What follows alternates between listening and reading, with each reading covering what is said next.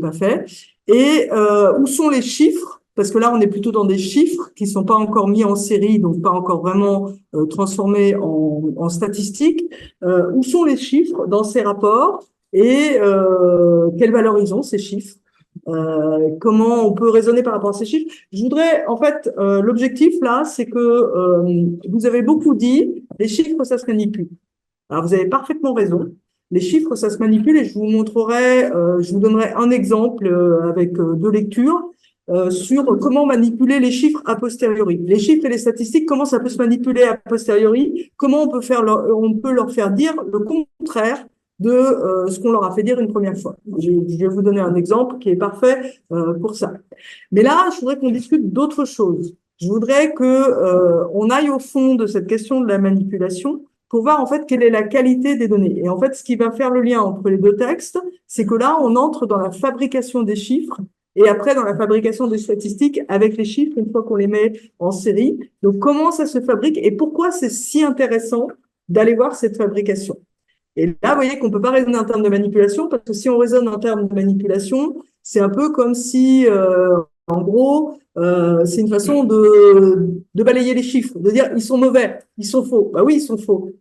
Donc, mais comment on peut quand même travailler avec ces chiffres? Qu'est-ce qu'on peut leur faire dire? Et c'est ce qu'on fera avec le deuxième texte. Le deuxième texte, j'aimerais qu'on lui consacre plus d'une heure et si possible jusqu'à 1 heure et demie. On va faire un exercice très particulier, qui est quelque chose qu'on développe de plus en plus dans mon université, dans beaucoup d'universités. C'est-à-dire que là, on va vraiment faire une discussion participative. Donc, je demanderai à tout le monde de s'exprimer et de dire une chose sur le texte, de donner un mot qui caractérise le texte. Alors, vous aurez le droit, vous verrez, je vous ai préparé une liste d'items pour que vous sachiez quoi dire. En fait, le premier, ça va être très facile. Celui qui va parler en premier, ça va être très simple, parce qu'il va dire un truc évident. Et puis, celui qui parlera en dernier, il va être là. Qu'est-ce qu'il va me laisser à dire? Bon, alors, la règle, ce sera de dire une seule chose. Et la règle aussi, ce sera de donner un mot et on va lister ces mots au fur et à mesure. Et à partir de là, on verra comment on discute du texte. Mais vraiment, on met tout ce qu'on a vu dans le texte, on le met en commun et après, on discute ensemble de comment on va orienter la discussion. Alors, je reviens sur le texte de... je vais me mettre en diaporama, c'est quand même plus simple.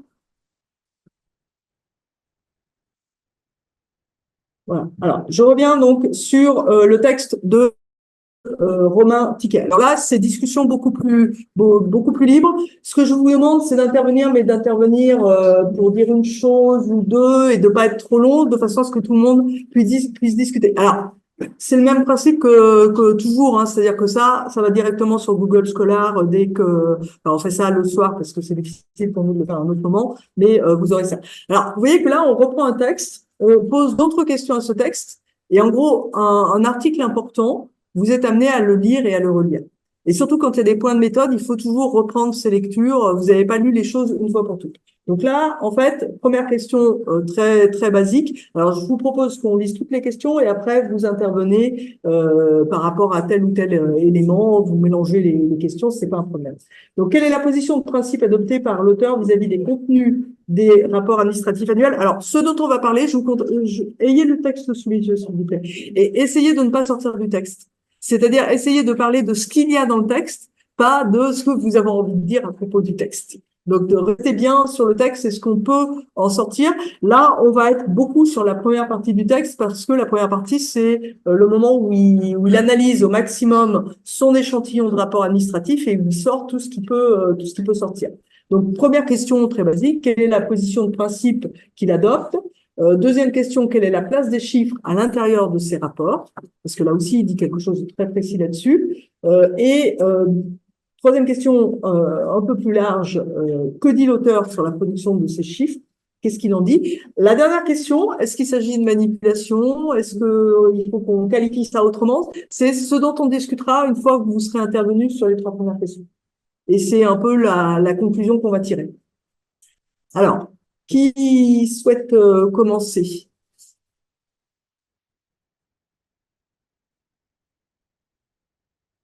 Bon, je vous laisse le temps de... Bon, les questions, elles restent sous vos yeux, hein, donc, mais c'est vrai que quand on les écrit, ça permet d'y réfléchir. Donc, vous avez parfaitement raison d'écrire à la main, parce que c'est en écrivant à la main, et c'est pour ça qu'on prend des notes sur les articles, c'est parce que on comprend en écrivant, même si quand on relit ses notes, on dit, ah ben, j'ai écrit que la moitié des choses. Les activités de compréhension, c'est aussi des gestes. C'est pour ça qu'il ne faut pas écrire que à l'ordinateur. Alors, qui veut commencer? La première question, elle est basique, hein, c'est-à-dire, qu'est-ce qu'il dit?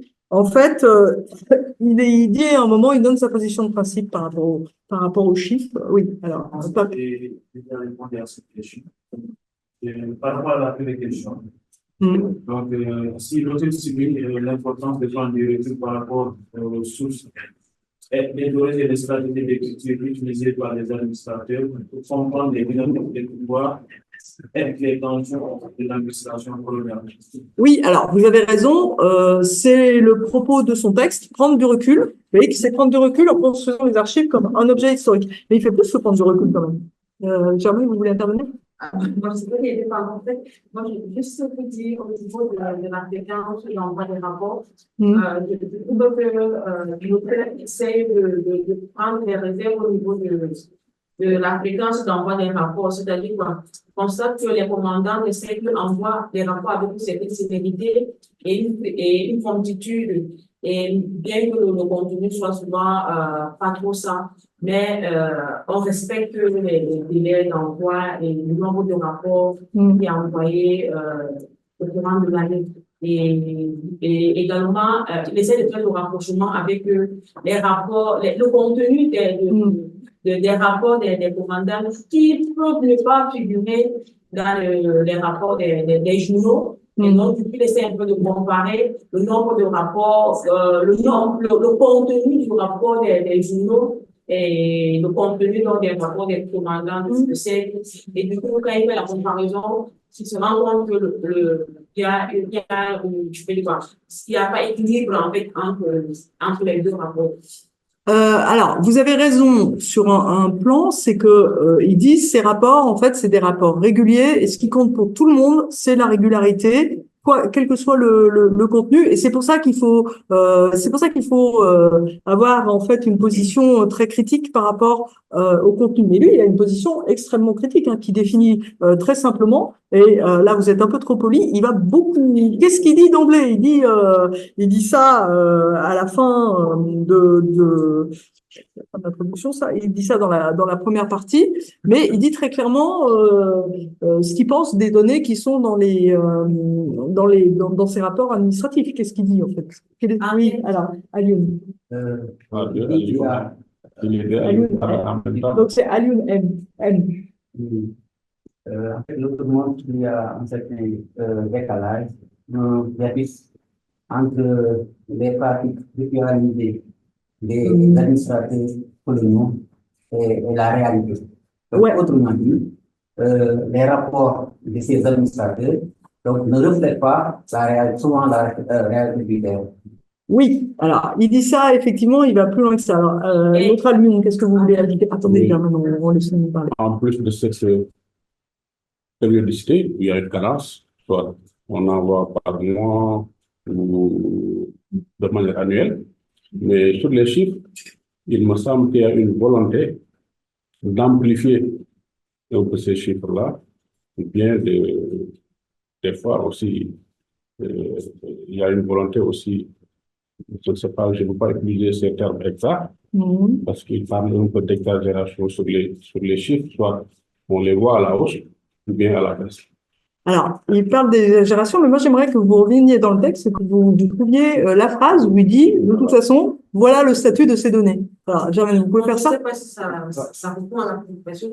Et au niveau du contenu également, il essaie de présenter des rapports qui sont pratiquement les mêmes. Et également, certains rapports sont les mêmes sur une longue période. Et quand bien même il fallait fournir des rapports, ils écrivaient par moment néant ou RAS, mais l'essentiel, c'est qu'il fallait qu'on fournisse un rapport. Et que RAS ou néant, c'est encore plus complexe, Est-ce qu'il y a forcément quelque chose à dire? Oui, oui, alors, bon, vous voyez que le copier-coller, on n'a pas attendu les ordinateurs, on peut le faire à la main aussi. Alors il y a des attentes, je ne sais pas lequel est le premier, là. C'est Saïd ou Alex? Alors, Alex, allez-y, et Saïd ensuite. Oui, et ce que j'ai constaté aussi dans dans sa position, il est à la fois très critique, mais aussi très compréhensif et réaliste dans ses approches.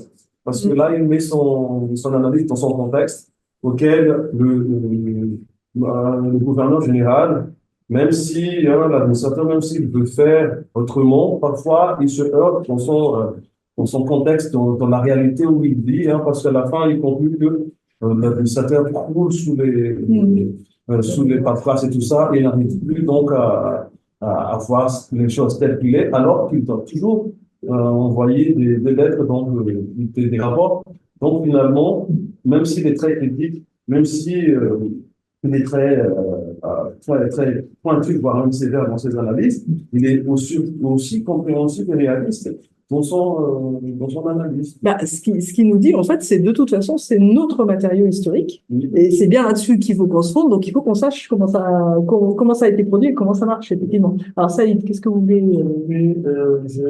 je voulais attirer l'attention sur sa manière. L'auteur, en fait, attire notre attention sur la méthode employée par les gendarmes. Il vise souvent plus l'esthétique peut-être le fond du test, le fond du rapport. Ils essayent plutôt de dépasser autres gendarmes qui doivent rapporter les faits. Donc, le fait de viser l'esthétique fausse en quelque sorte les données. Lorsqu'on vise l'esthétique pour la majorité des cas, on ne se préoccupe plus du fond. Donc, on veut juste l'embellir. Alors, il dit pas tout à fait ça, c'est-à-dire que c'est pas parce que il y a une dimension formelle et une dimension de compétition entre les agents qui rédigent le même type de document que ça fausse tout, mais il dit c'est une dimension dont on doit tenir compte aussi. Sauf que il dit moi j'ai pas les moyens d'étudier ça parce que je suis historien et que je peux pas faire ce que fait l'anthropologue qui va regarder comment les gendarmes font quand ils rédigent leur procédure. Bon, vous avez raison, c'est un argument important. Alors, je vais vous demander les choses autrement. Si vous deviez citer cet article en disant voilà quel est le rapport que Romain Tiquet dans cet article adopte par rapport à ces sources pour justement discuter. Quel est le passage que vous citeriez? C'est important quand on lit un document aussi, dans un article, de regarder ce qu'on va citer exactement parce que vous devez faire des citations exactes. Vous savez bien que quand vous renvoyez un article, que vous prenez une idée précise, vous citez l'article et vous citez la page à laquelle on trouve l'idée. Donc là, où est-ce qu'on va dans l'article? Oui, peut-être je peux parler d'une sorte de monotonisme des ajustements des administrateurs coloniaux malgré l'évolution de la période. Parce que l'auteur a dit que pendant la période du Front populaire, régime de Russie, aussi la phase de diplomatie, il y a toujours les mêmes rapports entre 1938 et 1959, je crois. Et donc, le même rapport revient, il y a tout simplement le changement des mots à l'intérieur, mais le contenu reste le même. Et il y a tout simplement la manipulation, par exemple, la création d'un pont, alors qu'il s'agit d'un entretien. Ouais. Alors, comment vous pourriez faire le lien entre ce que vous venez de dire et puis l'exposé qui était formidable du professeur Kaliloussi? Est-ce que vous voyez le lien? Alors, Alioune cloche de la tête, il va nous dire le lien. Oui, le lien, c'est que il y a toujours du sens par rapport à ces chiffres-là. Ouais. C'est la teneur des mots. Oui. Et puis c'est un langage, c'est une grammaire en fait. Il y a un système, il y a une grammaire. Vous voyez que là, on est dans une grammaire en fait du langage administratif, du langage bureaucratique. Et c'est pour ça d'ailleurs qu'il fait appel aux études sur la bureaucratie. Christelle, vous vouliez intervenir? Moi, je voulais vous dire sur le passage que vous avez demandé de je voulais citer. Donnez-le. Et donc, si on peut prendre un passage qui peut entrer dans ce contexte, on pourrait par le paragraphe 12, où il dit, néanmoins, pour l'historien, le rapport administratif, bien qu'il constitue souvent la première source consultée dans les archives, se révèle souvent d'un intérêt limité, concluant des informations générales foires qui rendent compte du fonctionnement supposé du cercle et de l'application de l'implémentation sans pour autant révéler à première vue grand-chose d'autre. Oui, alors ça, c'est le début de sa démonstration, mais elle est où la fin et elle est où la phrase clé que vous allez citer? Allez plus loin, allez jusqu'au paragraphe 16, vous allez la trouver. C'est important dans un texte de repérer ce que vous allez citer, ce que vous allez vraiment utiliser. Et, Alioune. En fait, là, il dit qu'il adopte une posture de scepticisme. Oui, et donc ça veut dire quoi, ça posture de sceptique? Qu'est-ce qu'il dit sur les données qui sont dans les rapports? C'est-à-dire, Il part du principe. que les informations poussées sur le papier, dans les rapports envoyés au gouverneur, sont tranchées. Bon, vous voyez, c'est là où il donne sa position exactement. Donc, il part de la position que tout est faux.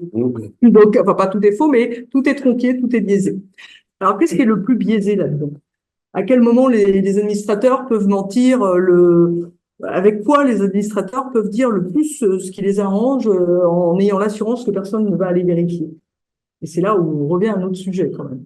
Oui, c'est au niveau des chiffres, dans l'écriture, où il exagère, bien des fois, il y a l'autre terme qui utilise, hein, il y a des omissions volontaires.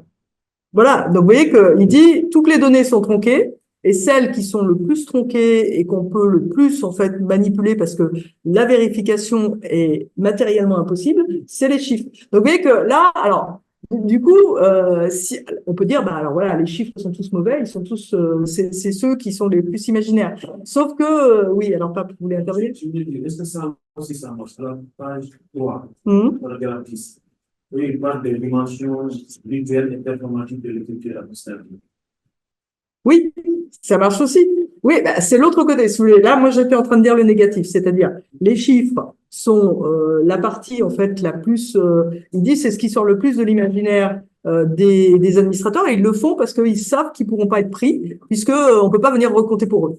Mais la partie positive, c'est qu'on est dans un dispositif performatif et donc un chiffre, c'est une performance. Donc vous voyez que, alors du coup, ça pose de façon plus complexe pour nous la question de la manipulation, parce que c'est pas simplement ça en fait. Et même si c'est manipulé, même si c'est faux, c'est intéressant que ce soit faux. Alors qu'est-ce qu'il dit? Qu'est-ce que vous avez appris dans le texte sur la fabrication? Parce que bon, quand même, il va jusqu'au bout de son raisonnement, c'est-à-dire, il dit à la limite, l'administrateur peut sortir un chiffre comme ça de son imagination et le coller, sauf que l'administrateur, il a quand même besoin que ça cadre un petit peu avec la réalité. Il ne peut pas s'éloigner de la réalité. Qu'est-ce que vous avez appris sur la construction des chiffres dans les rapports administratifs à travers cet article? Oui. Oui, la construction de ces chiffres répond à des besoins très précis. Parce qu'il compare aussi le fait que l'administrateur qui tient une sorte de journal de bord pour lequel les informations les plus précises possibles vont aider, mais va répondre à certaines exigences. Il va donc envoyer un rapport qui diffère de ce qu'il a précisément chez lui. Donc, moi, je dirais que que ce soit manipulation ou rapport ou plaisir, tout ça, c'est le fruit du contexte et de l'espace où se trouve l'administrateur et surtout des contextes auxquels il a traversé aussi. Parce que là, parfois, il y a la question de fonds populaires et tout ça qui va affecter quand même sa partie-là. Oui, alors ça, c'est un élément intéressant. Et vous voyez qu'il fait un autre renversement. Alors, ce renversement, bon, je vous donne le passage pour que vous le trouviez bien. C'est au paragraphe 17, il fait un renversement. D'habitude, on a tendance à dire, bah, les rapports des administrateurs, c'est eux qui sont sur le terrain, c'est les hommes de terrain, puis il y a toute une rhétorique coloniale là-dessus, le broussard, gna gna gna, qui sait ce qu'il fait, qui connaît exactement les gens. Lui, il renverse ça. Il dit c'est pas ça un rapport administratif. Un rapport administratif, c'est pas quelque chose qui colle à la réalité, qui reflète la réalité. Ça reflète tout autre chose un rapport administratif. Qu'est-ce que ça reflète? Ça reflète la volonté de l'administration administrative. Oui, qu'est-ce qu'il dit? Quelle est la formule là qui dit c'est le produit de quoi en fait? Le flux d'une demande. Oui, et la demande de qui? Le produit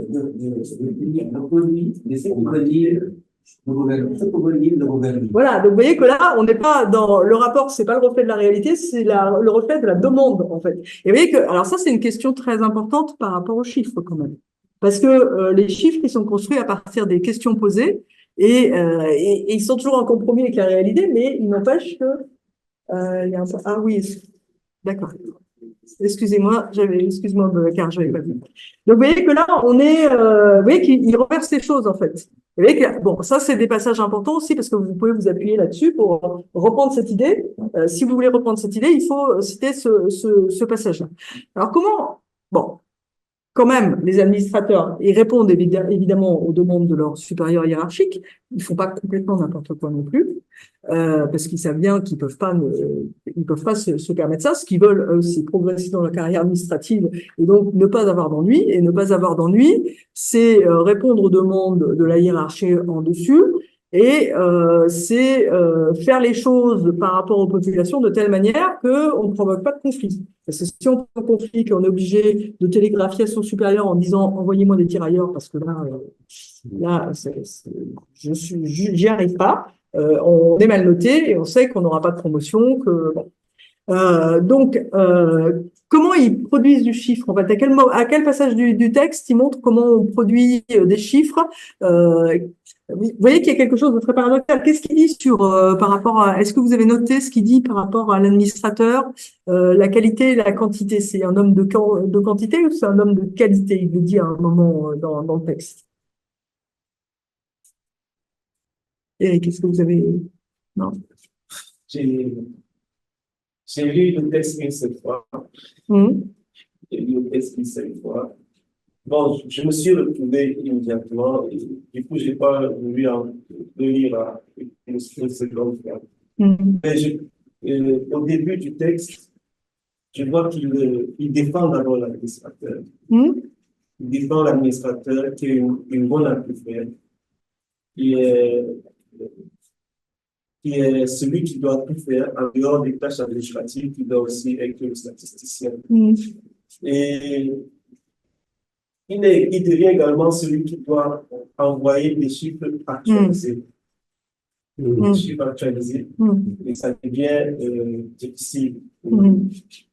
Alors, plutôt que de dire qu'il défend l'administrateur, en fait, il essaye de construire le point de vue de l'administrateur. Vous voyez que si vous savez pas quel est le point de vue de la personne qui est en train de rédiger le document que vous êtes en train de lire, alors c'est difficile, hein, ça peut s'avérer extrêmement difficile, mais si vous savez pas où elle est, cette personne, et d'où elle parle, pourquoi elle parle, à qui elle parle, c'est les basiques de l'analyse des sources, mais c'est le travail fondamental sur les sources. Alors, il y avait des interventions, ça y est.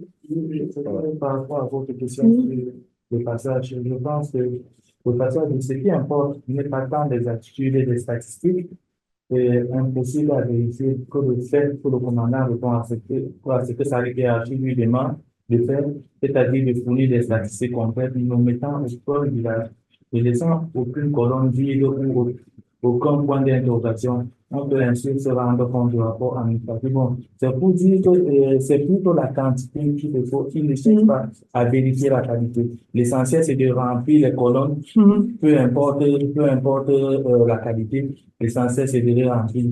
Donc, il faudrait juste se mettre dans une démarche quantitative. Oui, et vous voyez que ça peut obéir à une logique quantitative, justement, d'analyse. Alors, j'attire juste votre attention, et je vous donne la parole après, Alex, sur le paragraphe 26. C'est dans le paragraphe 26. Allez-y. Oui, c'est le paragraphe 26 qui résume un peu tout. 1, 2, 3, 4, 5, 6, 7, 8, 9, 10, 11, 12, 13 à la 13e ligne.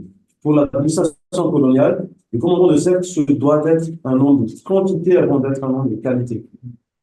Ça résume un peu. Voilà. Donc c'est un homme de quantité, sauf que produire du chiffre, ça s'avère très difficile. Alors, à quel moment du texte il nous montre comment on produit du chiffre? Comment on produit un chiffre? Il y a quand même un ou deux passages où il explique en fait comment les administrateurs s'y prennent pour produire des chiffres, parce qu'ils doivent produire des chiffres. Oui. La logique quantitative peut aussi se justifier par la référence des concepts tels que dénombrés, compter, recensés dans le texte.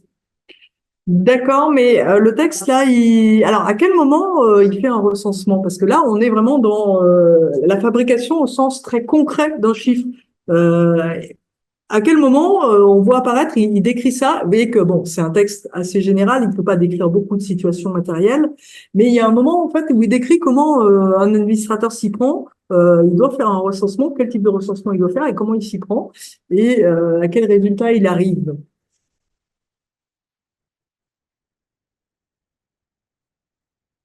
Alors, c'est plutôt dans la sous-partie sur les rapports politiques versus journal de poste. Alors, petite remarque par rapport rapport politique versus journal de poste. Donc, journal de poste, vous avez compris. Est-ce que quelqu'un peut dire ce que c'est que le journal de poste? C'est le journal qui doit être l'administrateur lui-même C'est pas un journal intime, hein? Non. Oui, C'est le travail de passer la journée pour pouvoir continuer à diriger et qui est presque voilà, fidèle à la réalité quelque part. Voilà, c'est le gros livre dans lequel on va faire une entrée quotidienne en disant il s'est passé ça et ça. Ou non, s'il s'est rien passé. Ou si on estime qu'il s'est rien passé. Ça vous fait penser à quoi, ça? Il y a eu une session hier où on vous a parlé de documents qui... Voilà, vous voyez que la comptabilité, on vous a expliqué qu'il y avait des résultats finis et puis le livre journal. Et vous voyez que c'est toujours très important par rapport à une source de savoir où on est dans le processus de production. Est-ce que on est sur le produit brut? Est-ce que on est déjà avec non seulement des interprétations, mais des dispositifs formels qui vont codifier en fait ce qu'on est en train de lire. Et là, vous voyez que en fait, ce livre journal, ça ressemble fortement à ce que nous a présenté Pierre Labarna hier. Alors, je reviens à ma question. À quel endroit du texte il nous parle justement de la fabrication quand même assez besogneuse par un administrateur d'un chiffre. Je ne peux pas monopoliser la parole, mais j'ai envie d'exprimer ce que je ressens. Surtout au paragraphe 18. Au moment de lister les travaux réalisés dans la colonie ou dans le cercle. Et moi, l'auteur même demande qu'on va au-delà même des chiffres, même les concepts qu'on utilise de manière subtile, on dilue quelque chose. Par exemple, les ponts qui sont réalisés, c'était des constructions mal faites. Au lieu de dire réhabilitation ou reprise des travaux, ils utilisent le terme de construction. Donc, au-delà des chiffres, même les concepts qu'ils choisissent dans l'envoi des rapports, si on a un esprit critique, on peut encore critiquer, l'auteur nous montre cela. Mais au moment d'envoyer les rapports, souvent au moment de fabriquer ces chiffres, c'est au moment où notamment le commandant de cercle, le chef de cercle, veut lister tout ce qu'il y a eu en réalisation ou en travaux dans cette construction. Oui, alors là, effectivement, on n'est pas dans du chiffre, mais effectivement, on maquille en fait le fait qu'on fait des constructions qui sont des constructions médiocres parce qu'on utilise des moyens du bord et surtout beaucoup de travail gratuit extorqué aux populations. Et du coup, il faut recommencer chaque année parce que ce qu'on a fait ne tient pas et on le présente comme construction, quelque chose qui s'inscrirait dans une logique de progrès. Germaine, vous vouliez dire quelque chose? Bon, je ne sais pas trop le paragraphe 17. Oui. Oui, à l'écrit des rapports politiques sur les face à des identiques, tant dans la structure que dans la communauté de France, les enfants et les commandants de ces plans pour réutiliser chaque année le rapport des décideurs en modifiant un supplément ou rajoutant simplement certains éléments en fonction des événements de l'année et de l'évolution des tâches. Oui, alors, vous avez parfaitement raison, mais là, on est dans du qualitatif. À quel endroit il nous montre comment on construit un chiffre? Comment un administrateur, on lui dit, on veut ce chiffre, allez faire un recensement. C'est une histoire de recensement. Alors, regardez le paragraphe 22. Oui, le 22. Vas-y, Christelle. De plus, en comparant sur la même période de journal de procédure d'élection donnée avec le rapport politique, certains événements sont relatés dans le détail dans le journal de poste, mais ne figurent absolument pas dans le rapport politique. C'est le cas d'un incident lors du recensement des populations en Casamance dans les années 1930.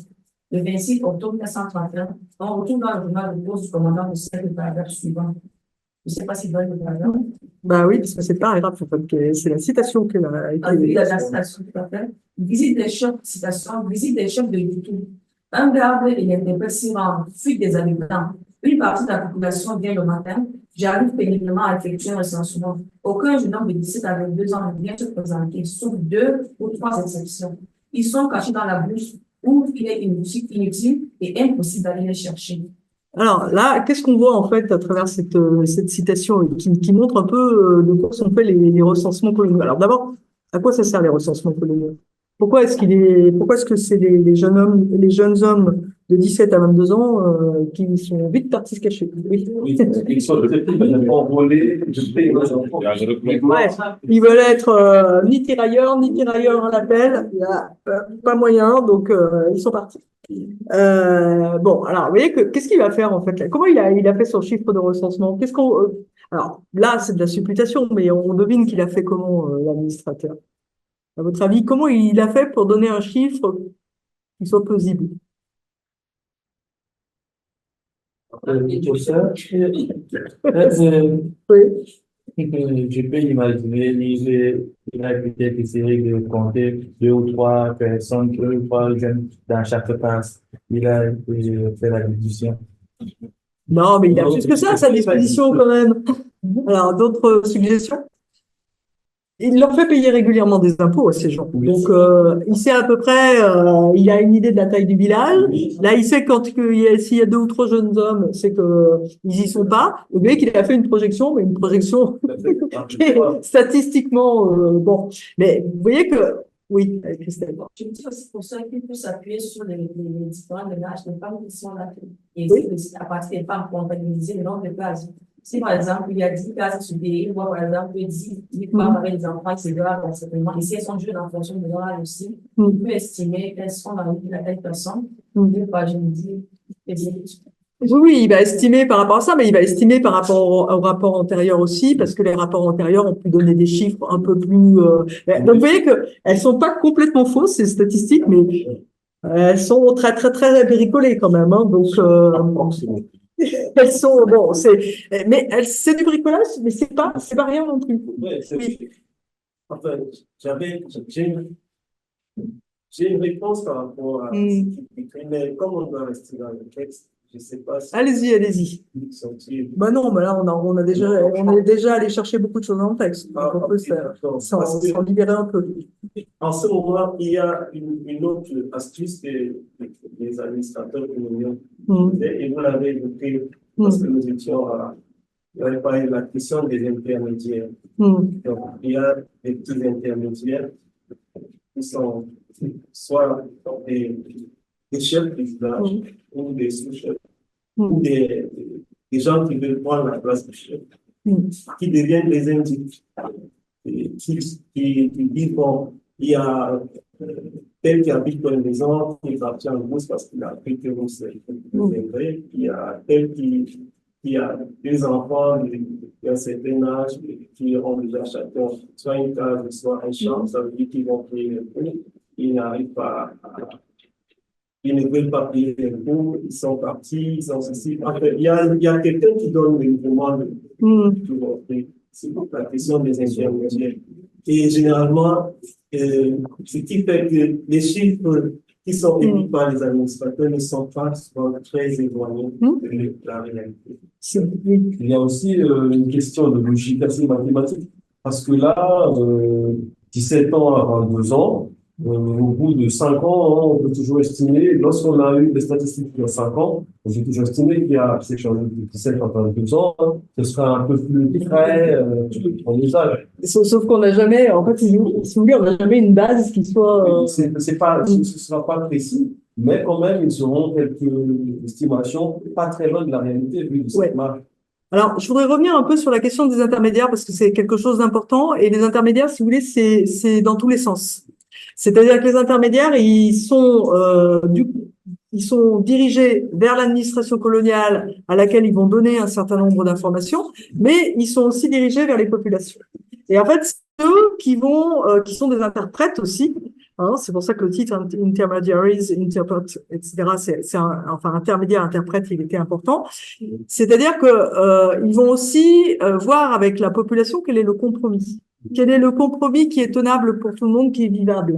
Parce que si on exploite à mort des populations, je ne sais pas si je vous la montrerai, je l'ai quelque part dans mon ordinateur, mais j'ai une carte absolument géniale du Congo, de la colonie de l'Ouganda-Bichari, je crois, ou du Moyen-Congo, je ne sais plus, en 1912, et c'est une carte qui montre en fait où est-ce qu'il y a de l'administration réellement.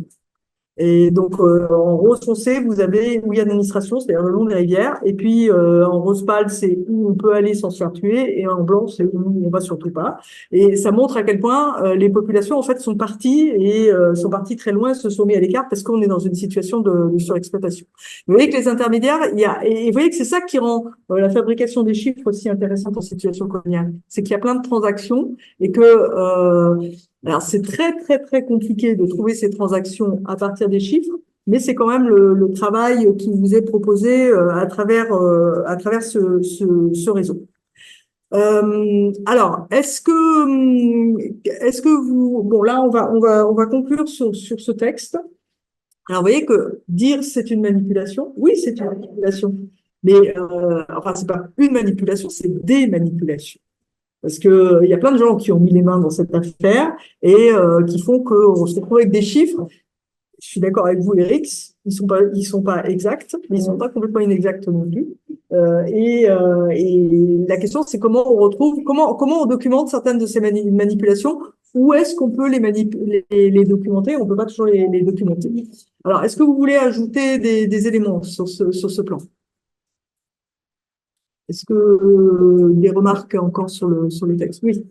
Voilà, c'est vraiment une manipulation. Il a montré que, c'est-à-dire, il existe un écart entre ce que les administrateurs sont censés faire et ce qu'ils sont en train de faire. Pour montrer que, comme au niveau des serveurs, il existe des normes pratiques et des normes officielles. Il y a un écart entre ces deux. Donc, c'est pour montrer ici qu'il y a vraiment une manipulation. Oui, oui. Bien sûr qu'il y a une manipulation, qu'il y a un écart, et il y a presque toujours un écart. La question des historiens, c'est qu'est-ce qu'on fait avec cet écart? Est-ce qu'on peut le documenter? Est-ce qu'on peut le travailler? Ça nous aiderait aussi, et donc à ce moment-là, d'après ce que j'ai compris de ce fait, à comprendre vraiment la situation coloniale, la situation de cet rapport avec le pouvoir. Et aussi, là aussi, on peut comprendre que il y a les enjeux politiques à côté et l'enjeu administratif.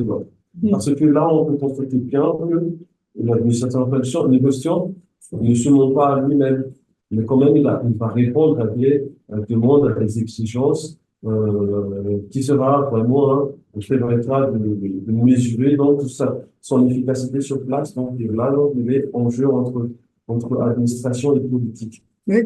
Bon, alors vous apportez de l'eau à notre moulin, hein, parce que notre moulin, c'est de dire il y a des chiffres qui sont produits en situation coloniale, qui sont pas des chiffres pour les statisticiens, ça peut être des chiffres qui apparaissent comme des chiffres faibles, mais il n'empêche que ces chiffres pour les historiens, ils sont intéressants, c'est des données intéressantes. Et c'est des données intéressantes par rapport à leur fabrication autant que par rapport à leur valeur. Leur valeur n'est pas nulle, même si elle est relative, mais c'est par rapport à leur fabrication. Donc merci Alex pour cette contribution. Alors deux choses par rapport à l'exercice qu'on vient de faire. Vous voyez que quand vous lisez, et vous lisez de façon utilitariste, hein, vous lisez pour avoir des notes de page dans vos thèses, il faut être très très précis. C'est-à-dire que dans un texte, vous devez savoir, une fois que vous l'avez bien lu et mis en fiche, d'abord on y revient en texte parce qu'on trouve toujours d'autres choses, et dans un texte, vous devez savoir ce que vous allez citer. Et donc, vous devez avoir les éléments précis parce que c'est ce qui vous permettra de rédiger facilement votre travail de thèse. Deuxième chose, sur les manipulations a posteriori, parce qu'on en a parlé et il faut en parler, il y en a beaucoup. Une fois, là, si vous voulez, on était vraiment au point de départ, c'est-à-dire quand on fabrique du chiffre en situation coloniale, comment fait l'administrateur qui doit recenser, parce qu'il doit fournir des soldats et des travailleurs, comment est-ce qu'il s'y prend et comment est-ce qu'il arrive à un résultat. Mais après, il y a, ça franchit les étapes administratives et on peut aller vers une production statistique. Alors, quand on arrive dans la production statistique, il y a son interprétation, ses usages, et là, effectivement, on arrive dans des logiques de manipulation. Je vous donne un exemple, alors, qui est l'exemple des travaux de Vincent Bonnecase, qui, dans le premier livre, portait sur la pauvreté au Sahel et qui a fait un deuxième livre plus récent qui doit dater de 2023, je crois, sur la question des prix au Burkina Faso. Dans la période très contemporaine. Alors, il est très intéressant parce qu'il s'est demandé comment les administrations coloniales s'étaient mises à mesurer la pauvreté, ce qui est quelque chose qu'elles commencent à faire dans l'entre-deux-guerres et qu'elles commencent à faire parce que dans l'entre-deux-guerres, il y a aussi des institutions internationales, il y a de plus en plus de réseaux aussi qui sont des réseaux humanitaires et qui peuvent être des réseaux humanitaires religieux. D'ailleurs, il y en a pas mal qui sont sur ce plan-là, qui commencent en fait à vouloir aider les populations. Donc, il faut documenter cet élément-là. Qu'est-ce que c'est que la pauvreté coloniale? Et donc, il faut se doter d'instruments de mesure. Sa thèse portait là-dessus. C'est le livre « La pauvreté au Sahel » est issu de sa thèse. Et il montrait comment, en Afrique occidentale française, à partir des années 30, l'administration, tant bien que mal, essaye de définir des indicateurs de pauvreté. Alors, tant bien que mal, parce qu'en fait, elle connaît tellement mal les populations qu'elle sait qu'elles sont pauvres, mais après, donner des indicateurs, c'est un autre travail. Après 45, là, il y a une exigence forte, il y a une demande forte qui est la demande de la FAO, donc une des institutions de l'Organisation des Nations Unies. Et là, il faut produire des statistiques. Et là, ça devient un argument, en fait, le fait que les puissances coloniales s'occuperaient correctement des populations. Il faut vraiment parler, dire s'occuperait, parce que c'est pas le cas. Ça devient un argument pour légitimer la persistance du colonialisme. Donc, vous voyez que là, on entre dans des logiques de justification à l'échelon international. Une des choses qu'il a montré dans son livre, c'est qu'après 45, donc, il faut que la France, la Grande-Bretagne, la Belgique, le Portugal le fait un peu moins, répondent, en fait, aux institutions internationales. C'est très difficile pour eux de répondre. Ils répondent de façon assez aberrante, d'ailleurs, au départ. Et en fait, ils créent leurs propres institutions internationales pour fabriquer des statistiques sur l'Afrique, dans l'espoir de pouvoir fabriquer leurs propres indicateurs et de déjouer un peu la logique des indicateurs de l'ONU. Donc, vous voyez, là, on est vraiment dans des jeux de manipulation sur les statistiques. Alors, je vous recommande particulièrement de lire l'article que j'ai mis en dessous, donc un article qui est un peu plus, qu'il a écrit après sa thèse, qui est un article très intéressant parce qu'il montre comment les bilans statistiques des années 50, qui sont les bilans statistiques du colonialisme tardif, le moment où on a un colonialisme de développement, alors ça c'est dans le cadre français, il montre comment c'est des bilans qui sont montrés dans les années 1950, 1900, jusqu'en 1960, même dans les années 60, ils sont lus comme des bilans extrêmement positifs. Ça montre la réussite du colonialisme tardif et comment ces bilans, dans les années 70-80, qui sont les mêmes, parce que les indicateurs restent à peu près les mêmes et les pratiques de mesure restent les mêmes, ils sont retournés contre les États indépendants et où là, on va commencer à parler des États les plus pauvres, des États les plus retardés. On va commencer à créer ces catégories à l'intérieur des Nations Unies, qui sont des catégories pour donner de l'aide au développement. Vous voyez comment on retourne un bilan. On a exactement la même chose sur le plan statistique et ça se retourne de positif en négatif. Donc là, on est dans la manipulation a posteriori qui existe exactement. Mais vous voyez, quand vous employez le terme manipulation, dites ce que vous mettez dans ce terme manipulation. Est-ce que vous êtes en train de parler de la manipulation au niveau de la fabrication? Est-ce que vous êtes en train de parler de la manipulation après coup, a posteriori, une fois qu'on a les séries statistiques, qu'on leur fait dire autre chose? De quoi vous parlez exactement? Parce que il y a beaucoup de possibilités dans la manipulation. Et la manipulation, si on revient au mot lui-même, le fait de toucher, de retoucher, de transformer les données, c'est ça qui, pour les historiens, fait que les chiffres sont des objets d'histoire. Donc, bon. Alors, je vais vous laisser un petit temps pour souffler parce qu'on va passer maintenant au deuxième texte. Alors, d'abord, est-ce que vous avez des choses à ajouter sur le texte ou là, on va reposer l'article de Romain Tiquet. Vous en pensez avec vous, mais on va plus en parler. Et on va passer à d'autres choses, mais est-ce que vous voulez dire des choses en conclusion? Non? Oui? Oui, juste pour conclure, selon moi, je me rends compte que les chiffres disent ce que l'on va entendre, ce que le commanditaire va entendre. Ça veut dire que quand on fait, c'est pour le satisfaire celui qui nous a commandé. Pas seulement. L'administrateur. Pas seulement.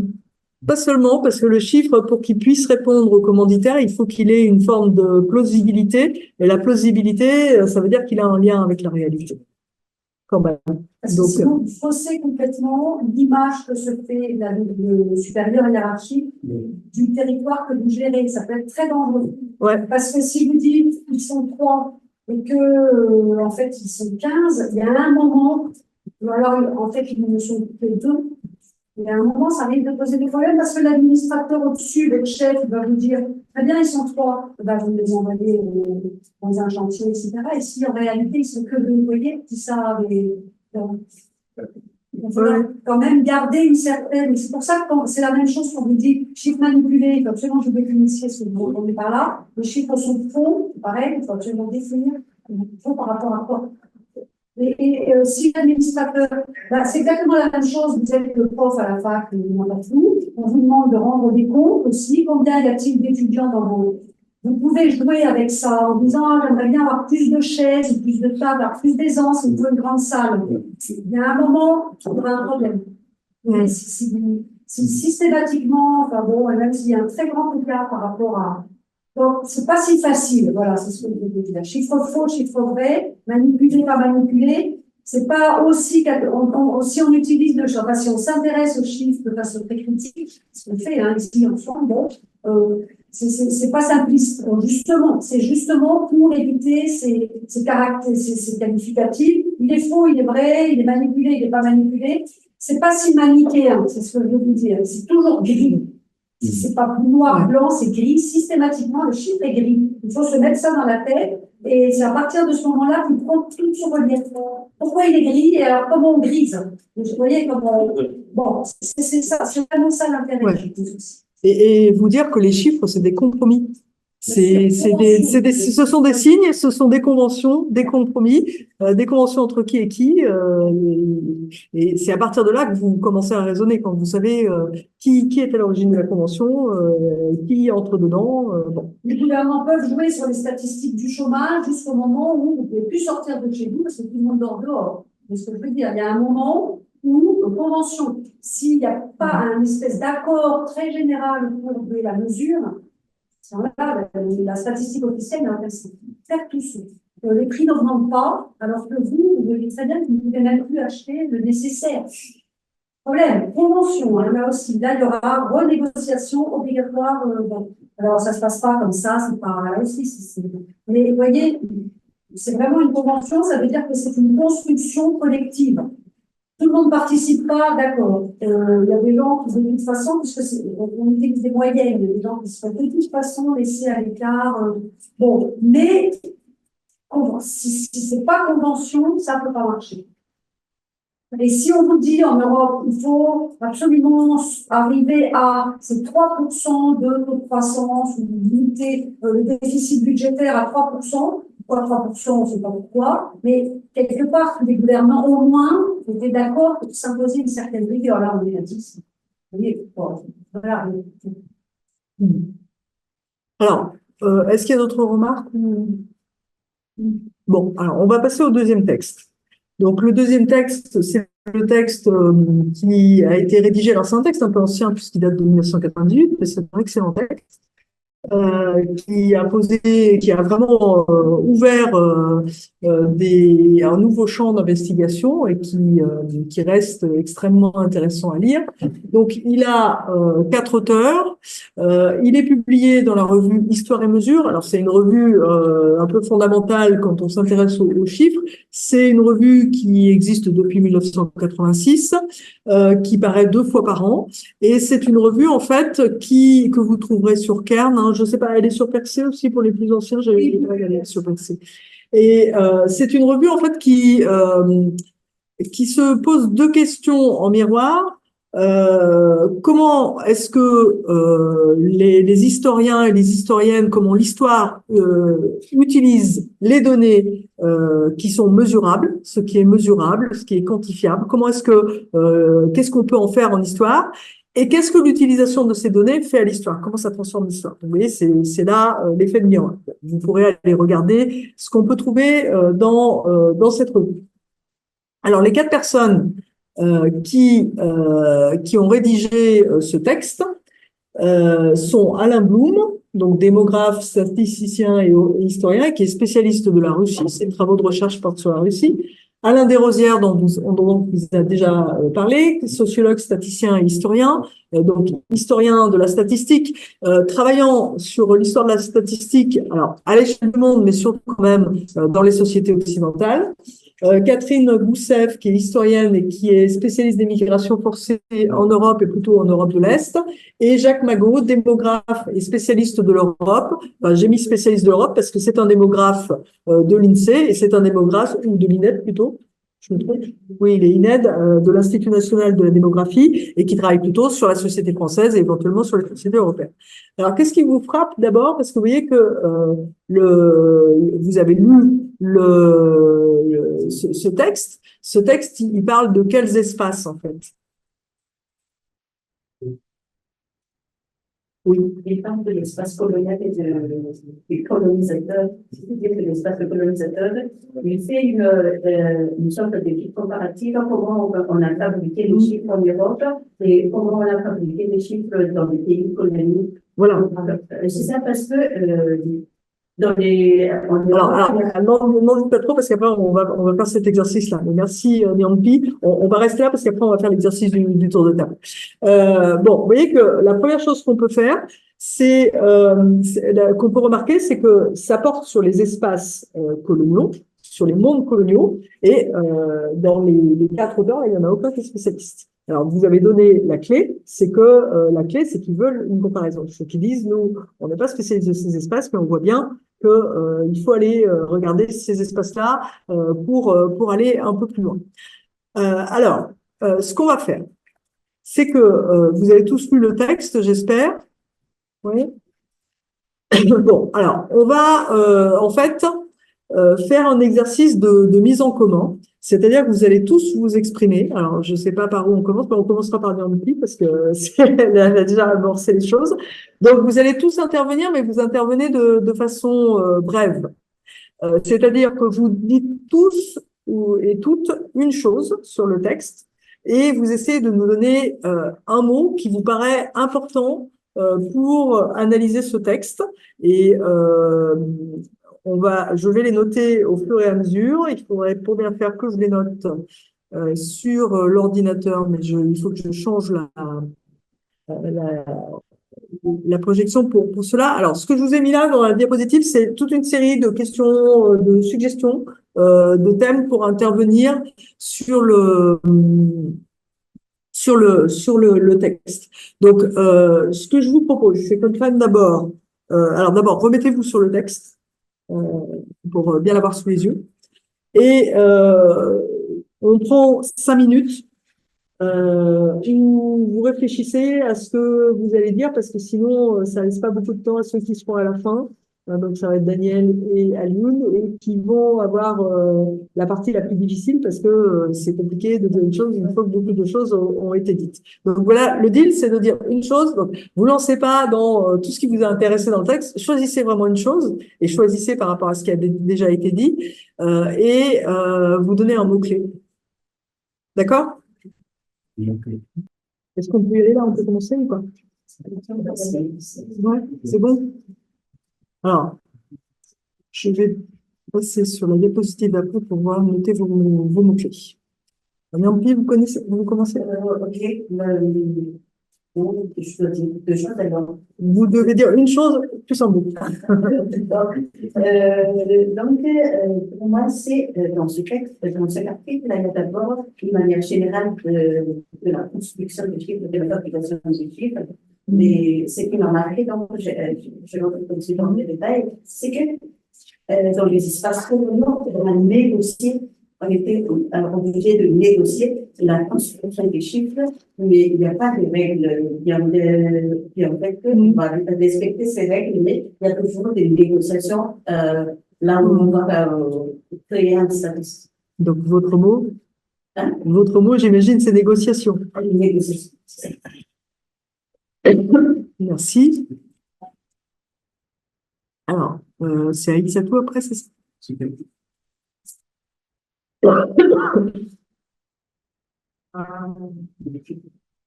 peux vous montrer le texte.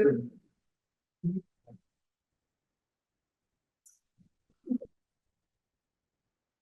y a une confrontation entre les administrateurs étrangers et vos sociétés observées et ces mêmes sociétés.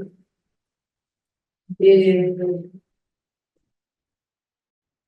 comme mot-clé, nous avons des opérations à travers le concept tel que le changement, le dénombrement, les comptes. Alors, lequel vous choisissez? Opération. Opération? Au pluriel? D'accord, Germaine. Ce que moi je regrette, c'est qu'au niveau de la recensement, c'est que il diffère des empires aux États coloniaux en fait. Donc, on observe une manière différente, bien qu'il y ait une norme, mais qui n'est pas appliquée de la même manière dans les différents je sais pas, secteurs ou bien blocs. Et ce que moi je retiens comme vous ici, c'est différent. Donc, Différence. Donc. Différence, différence. Différé, différence, qu'est-ce que vous préférez? Donc, vous faites différer. D'accord. Alors. Ce que j'ai retenu dans ce test normatif, c'est la façon dont les administrateurs coloniaux s'en prennent déjà dans les territoires, qui essaient de mettre une nouvelle forme d'administration qui passe par les statistiques.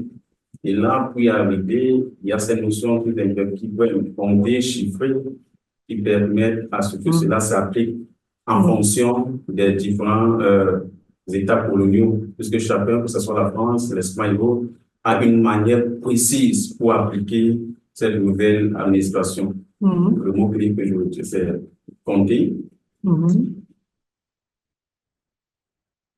Ça pourrait être style aussi, style national de comptabilité. Alors, Eric. Alors, ce que je retiens du texte, c'est cette critique sur les pratiques de comptage. C'est-à-dire qu'on vient compter dans l'économie avec des idées déjà arrêtées. Et on fait face à une autre réalité qui amène à revoir non seulement les idées, mais les méthodes qu'on doit employer pour pouvoir parvenir au but qu'on s'est fixé, c'est-à-dire avoir le chiffre. Et là-dessus, on va retrouver différentes façons de procéder qui sont propres à l'économie, qui sont propres au territoire, à ce qu'on appelle la validation du territoire d'Afrique, dans la division européenne de l'Afrique.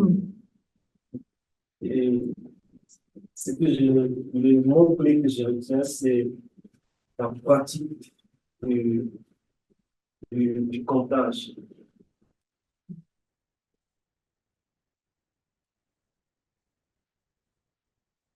Qui est totalement différent des théories qu'on a.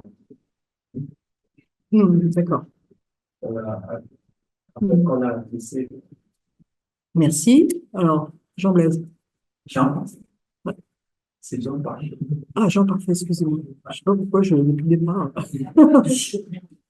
Ok, l'expression qui retient mon attention dans le texte, c'est l'identification des colonisés. L'identification. Alors, vous pouvez développer un peu ou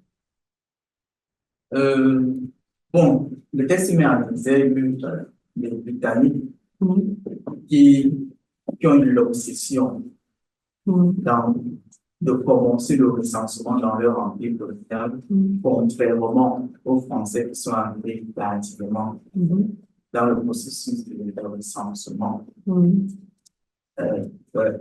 Donc, du coup, ce qui retient mon attention, c'est cette précipitation des Britanniques à identifier les colonisés de leur empire colonial, contrairement aux Français. D'accord. Merci, Christelle. Alors, à partir de tout ce qu'ils ont dit, moi, je ne sais pas si c'est la démarche qui choisit pour avoir les grilles d'analyse qu'il propose. Il propose deux points de vue très différents. D'abord, celui à partir des études sur le recensement, devait recevoir comme une forme de construction des États et de l'ordre de construction des États et de l'ordre moderne, entre guillemets, ou alors celui d'éclairage et de documentation. Donc, il faudrait qu'à partir de cette étude, on se positionne, on essaie de voir si on peut arrêter l'étude des recensements en contexte colonial comme une forme de construction des États à partir des chiffres, ou alors comme une forme d'étude critique sur les études chiffrées. Je peux dire ainsi. Et donc, du coup, là, alors, votre mot-clé, ça va être quoi? je ne sais pas si vous pouvez penser les deux.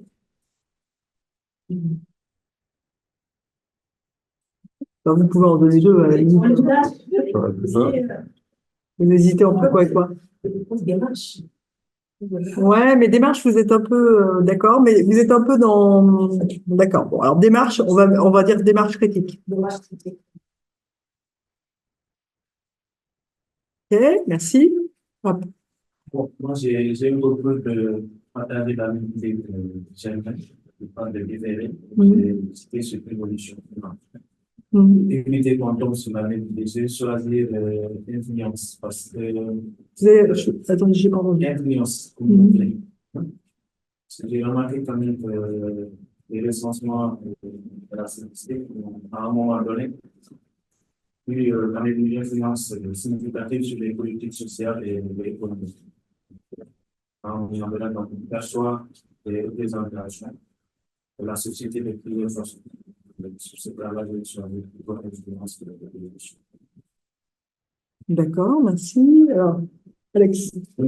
Moi, c'est ce que j'ai constaté dans le texte, c'est que une fois arrivé sur place, donc, il y a ce besoin statistique qui est quand même quelque part l'apanage ou bien la manifestation de la civilisation apportée par les colonisateurs. Enfin, c'est comme si, quelque part, c'est une signe, un symbole de la civilisation. Mais moi aussi, ce que j'ai repris, c'est qu'il y a une question de pragmatisme dans ce qu'ils font, parce que s'ils vont aller recenser les colons européens, que ce soit en Amérique ou chez les Américains ou chez les Espagnols, eux, ils ont déjà quelque chose qui est régi aussi avec leur loi. Mais quand il s'agit des indigènes, ça devient un peu compliqué. Donc là, ils ont donc le réflexe d'adopter le système indigène, de technique indigène, de là, il parle des exemples des Indiens, pour compter ces Indiens-là. Donc, quelque part, il y a du pragmatisme et donc une appropriation parce que ça va, même si ça n'est pas défini par le cadre juridique de façon très imposée à ces colonisateurs, ils réussissent quand même à répondre aux demandes du pouvoir central tout en adoptant donc les techniques locales. Donc, moi, je choisis deux mots-clés, pragmatisme et appropriation. D'accord, merci.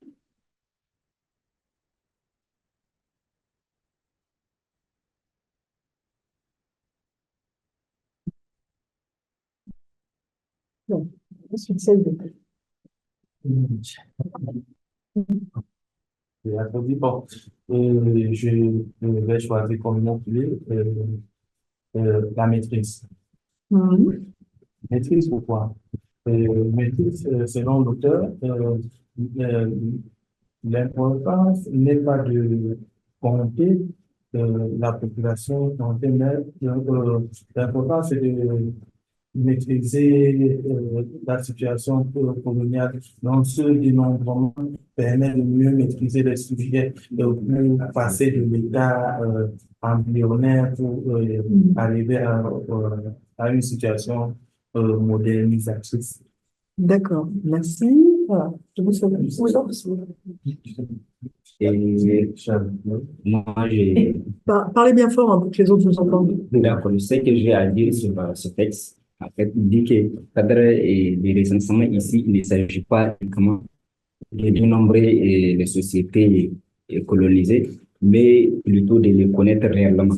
Parce qu'il dit qu'avant même le passage des recenseurs, ils envoient des ethnographes qui viennent, après le passage, qui viennent connaître, c'est-à-dire faire des investigations ethnographiques avant le passage des recenseurs. Donc, je retiens ici comme mot-clé ethnographie et des sociétés coloniales, ou bien des sociétés colonisées.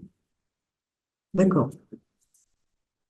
On va mettre l'ethnographie, ça devrait suffire. Alors, je vais passer la parole à Marius. Marius, on vous écoute. C'est une punition pour nous. Quoi? C'est une punition pour nous, le dernier. Bonjour. Allez-y. Oui, non, vous allez en poser d'autres. Allez-y, Marius. Oui, ce que j'ai compris de cet article, c'est que c'est un article qui essaie de montrer comment, au début de la colonisation française en Algérie, il y a eu une forme d'implémentation des éléments d'administration de l'administration française à travers les recensements. Les recensements qui, en quelque sorte, devaient permettre de mieux catégoriser la population algérienne afin de mieux l'administrer. D'accord. Alors, quel mot vous nous proposez? Catégorisation. Ouais. Merci. Alors. Alioune N. Oui. Vous êtes dans les derniers, c'est le plus difficile. Nous sommes dans les derniers, c'est le plus difficile, mais dans ce texte de 10 à 11 pages, là où on nous renvoie des chapitres avec des numéros, ici peut-être nous allons renvoyer à des pages.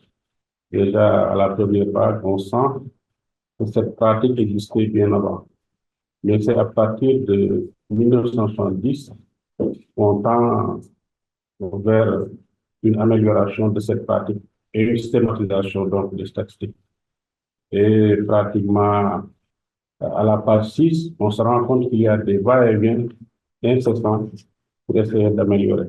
Et à la fin, comme elle l'a dit, il y a une différence des pratiques suivant qu'on est avec les Britanniques, les Français ou les Turcs, parce qu'on parle même de l'Empire ottoman. Mais moi, ce que je retiens ici, c'est le terme de scientificité. Donc, on améliore cette pratique avec l'émergence des statistiques comme science. Donc, je propose le terme de scientificité. D'accord, merci. Ensuite. Alors, ce que moi je retiens de cet article, c'est la conception que l'auteur se fait de ce dernier, du recensement. Il analyse le recensement et ce que je retiens, c'est que ce recensement a un pouvoir dans la construction sociale. Donc, les recensements peuvent être utilisés pour construction sociale, cohésion. Et donc, le mot-clé que je vais simplement utiliser, c'est appropriation. Il y est déjà, et vous ne voyez pas, vous pourriez poser recensement. Il y est déjà. Parce que vous avez bien parlé du recensement. Est-ce que vous êtes d'accord pour... Si on l'a pas encore, alors c'est un mot-clé important par rapport à cet article. Ça vous va?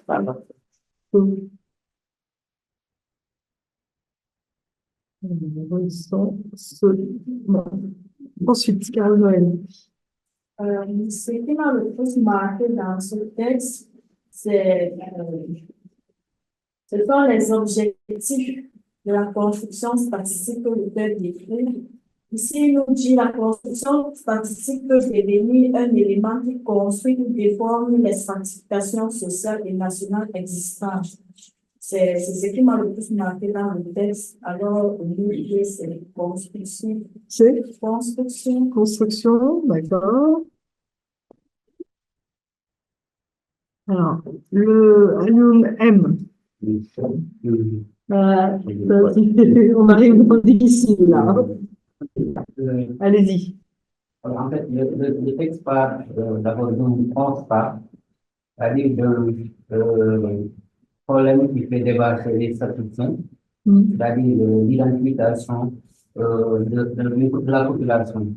Et donc, le texte essaie de remonter dans l'histoire à travers des vues croisées, des expériences différentes, pour montrer comment le contact entre le colonisé et le colonisateur a été négocié. Donc, le terme le mot-clé que je vous pose, c'est représentation. D'accord.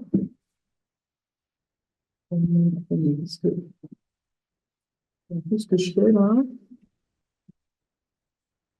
Alors, Daniel, vous avez la place.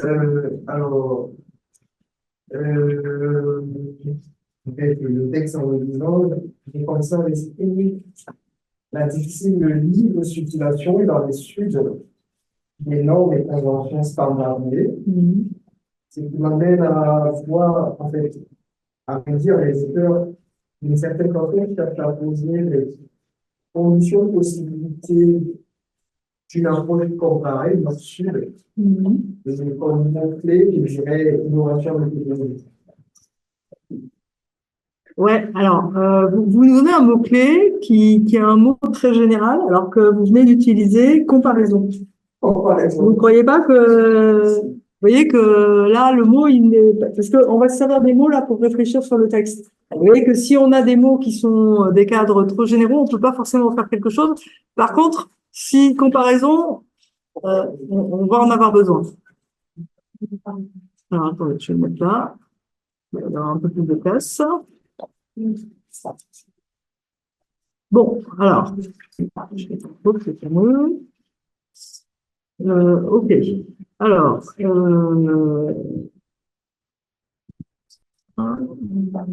comment je fais pour me mettre voilà. Super, il est revenu au début. Bon, alors, donc on est arrivé avec cette liste de mots-clés, on en a quand même pas mal. Et là, on va décider ensemble comment on oriente la discussion. On a dit beaucoup de choses sur ce texte. Vous avez beaucoup insisté, c'est revenu au moins à 3 ou 4 reprises sur le fait qu'il y avait de la comparaison dans ce texte. De la comparaison nord-sud, de la comparaison entre des situations et des mondes coloniaux extrêmement différents. Vous avez bien remarqué aussi que c'était un texte qui discutait de la méthode, que c'est des gens qui sont extérieurs en fait à ces objets-là et qui ont envie de discuter de la méthode en disant ces objets-là ont l'air d'être intéressants pour avancer sur la méthodologie. Quoi d'autre? Vous avez insisté sur alors la question de l'ethnographie, de la catégorisation, de comment on étend en fait le champ des statistiques à des sociétés qui ne sont pas celles sur lesquelles on a construit ces outils-là. Et vous avez beaucoup parlé de la dimension politique également. Alors, comment vous voulez qu'on parte là pour la discussion? Alors d'abord, si on revient sur les suggestions de thèmes, est-ce qu'on a à peu près fait le tour? Alors, est-ce que on a beaucoup, on va peut-être commencer par la question de la comparaison. Moi, je vous propose de commencer par la comparaison, parce que c'est un article qui vous propose de la comparaison. C'est compliqué. Alors, quels sont les cas en fait qui sont évoqués dans cet article? Quels sont les cas qui sont comparés? Oui, les cas qui ont été comparés, c'est d'abord la conception même des outils qu'on va utiliser pour fabriquer les chiffres. C'est-à-dire, dans les espaces coloniaux, il y avait d'abord les ethnographes et les observateurs qui ont précédé les enquêtes de recensement. Mais dans les pays européens, c'est qu'il y avait des outils utilisés pour les recensements. Je ne sais pas si je me fais comprendre. Oui, et ensuite, c'est sur l'objectif même du recensement. C'est que il y a une partie, on veut avoir les chiffres par rapport à des objectifs spécifiques de la colonisation, mais il y a une partie où on veut savoir exactement quelle est la population, le type original de la société où on va intervenir. Qui veut rebondir sur ce thème-là? Oui. Des opérations de recensement. On a été perçus comme des outils naturels de gestion administrative et politique sans remise en question de leur nature ou de leur implication. Cependant, à partir des années 1970, une prise de conscience de l'importance historique de cette pratique a émergé, mettant en lumière les enjeux politiques, sociaux et culturels qui les sous-entendent.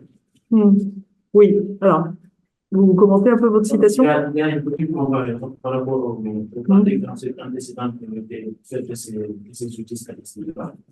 Et, comment dire, l'appropriation plus nette et précise de l'outil statistique à partir de 1970, qui voilà, se positionne plutôt comme une politique de gestion de la population, notamment en identifiant les besoins culturels ou économiques de ces communautés. D'accord, mais je pense que c'est pas tout à fait ce qu'il cherche à dire là sur en parlant des années 70. En fait, alors on va peut-être revenir sur ce qu'ils disent sur bon, vous voyez que là, on est dans un type de statistique très particulier. Okay, c'est les statistiques de recensement des populations. Voilà. Vous trouvez dans l'article deux choses. Pourquoi, en fait, est-ce que les recensements coloniaux sont si intéressants par rapport à ça? En quoi est-ce qu'ils fonctionnent différemment des autres recensements? C'est une des choses que est-ce que vous avez vu ça? C'est une des choses que vous explique l'article.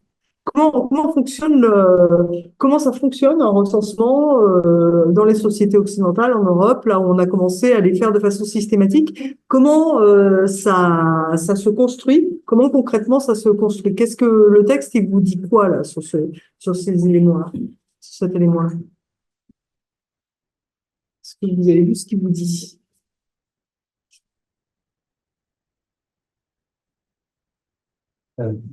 Oui, en fait, l'auteur dit une certaine continuité des recensements dans le contexte européen. Ouais. Parce que ça commence avec les registres paroissiaux. Ensuite, il y a le dénombrement. Voilà. Donc, il y a une certaine continuité par rapport au contexte européen. D'accord, donc il y a une continuité. Dans les sociétés européennes, effectivement, c'est une pratique ancienne du pouvoir, en fait, qu'on peut faire remonter jusqu'à au moins 15e, 16e siècle, à partir du moment où on a des enregistrements. Donc, il y a ça. Alors, qu'est-ce qui est dit d'autre sur le recensement? Le recensement systématique de la population, c'est à quel moment que ça se met en place et quel est l'acteur qui va systématiquement demander et organiser ce recensement dans les sociétés européennes. Parce qu'ils vous donnent déjà, ils vous donnent les éléments de comparaison. En fait, ils vous disent comment ça fonctionne dans les sociétés européennes pour que vous puissiez voir en fait quelle est la différence et en quoi les recensements coloniaux non seulement sont différents, mais ils sont intéressants parce qu'ils sont différents. Oui. Pardon. L'agent recenseur et le responsable du recensement, le comité de sont tous partis de cette évaluation. Oui, vous avez raison, c'est un point important. Le recensement, c'est une affaire d'État dans les sociétés européennes. Et il dit, ce que disent les auteurs, là, il y a une pyramide des pouvoirs, et c'est dans la pyramide des pouvoirs, c'est complètement à l'intérieur, c'est complètement intégré, c'est la même administration qui fait ça. Donc, c'est quelque chose qui passe relativement bien dans la vie sociale parce que ça change pas enfin, c'est quelque chose qui est fait par les pouvoirs locaux et les pouvoirs qu'on connaît et c'est parfaitement régulé. D'autre part, comment ça marche? Une opération de recensement, concrètement, comment ça marche? Qu'est-ce qu'on fait avec les gens pour les recenser? Donc, l'auteur également essaie de montrer comment est-ce que le recensé oriente la possibilité de donner une réponse, donc qui ne cadre pas forcément avec ceux dans les États coloniaux par rapport aux Européens. On a l'impression que c'est pas imposant. En fait, les réponses qu'on donne ne sont pas imposées et on a la possibilité de dire ce qu'on pense et de réorienter la question. Est-ce que ça marche vraiment Oui, alors vous avez raison, vous mettez le doigt sur un point important. Mais comment ça marche le recensement en fait? Quand vous êtes recensé, qu'est-ce qu'on vous propose en fait? On vous propose une grille et qu'est-ce qu'on vous dit en fait? Parce que vous pouvez pas non plus, vous avez rarement la possibilité. Enfin, vous avez une case que vous définir autrement, mais en général, on vous demande de faire quoi quand vous êtes recensé? Voilà, répondre à la question posée. On vous présente des catégories. C'est pour ça que le mot catégorisation qu'on a mis était important. On vous présente des catégories et on vous dit reconnaissez-vous dans une de ces catégories. Vous avez le choix. Et donc, effectivement, Germaine, vous avez souligné quelque chose d'important. Le recensement dans les sociétés européennes où il est bien intégré parce qu'il est parfaitement intégré dans la pyramide du pouvoir et il est relativement ancien, c'est sur l'auto-identification. C'est d'ailleurs qu'on vous donne la grille et vous reconnaissez la grille parce que c'est une grille banale et que c'est des catégories d'identification que vous acceptez. Et éventuellement, on vous donne une catégorie blanche ou vide où vous pouvez vous définir. Mais vous voyez que là, ce qui est important, c'est auto-identification. Bon, vous voyez que alors là, ce qu'on est en train de faire, c'est que c'est un article qui parle beaucoup de comparaison, de comparatisme, de comment on fait. Vous voyez que pour bien raisonner, là, il faut partir des termes de la comparaison. Donc là, on a défini le terme européen, c'est-à-dire que, et c'est les quatre auteurs qui sont des spécialistes des sociétés européennes et des sociétés russes, ils connaissent bien ça et ils disent, bon voilà, ça marche comme ça, en fait, dans les sociétés occidentales et dans les sociétés qui sont des métropoles à l'intérieur des empires. Comment ça marche en fait? Qu'est-ce qui se passe? Et quand on passe dans les mondes coloniaux, parce qu'ils disent, en fait, eux, ce qu'ils nous disent dans ce texte, c'est très très intéressant d'aller voir comment ça se transforme quand on passe dans les mondes coloniaux et comment ça se transforme. Vous l'avez dit dans vos interventions. Qu'est-ce qui change? Quels sont les éléments qui changent par rapport à ce qu'on a donné, Alex? D'abord, c'est cette identification, parce que de un, il y a ces questions de cadre juridique qui n'est pas encore le cas des coloniaux. Ils sont devenus tout simplement colonisés, ils sont devenus tout simplement comme les colonisés ou les indigènes. Et surtout, hein, il y a pas cette question de l'identification, vu que la personne de l'autre côté ne sait pas, quelque part, qu'est-ce qu'on a conduit et quelle est la raison de tout ce qu'ils vont faire, surtout au début de la colonisation, si j'ai bien compris. Donc, quelque part, c'est vu comme une sorte de rencontre culturelle, quelque part, entre ce qui se pratique, c'est la technique qui est, entre guillemets, indigène, et le colonisateur. Et donc, là aussi, il y a le rôle du médiateur. Donc, c'est là-dessus, quelque part, quand nous sommes de rencontre culturelle, plutôt que du simple fait administratif. Voilà, donc en fait, effectivement, il faut des catégories, on apporte des catégories, et les catégories, c'est ce que les observateurs extérieurs connaissent de la société, et ça correspond pas forcément à la façon dont les gens se définissent. Ouais, donc il y a déjà cette friction-là. Alors, Moussa, vous voulez intervenir?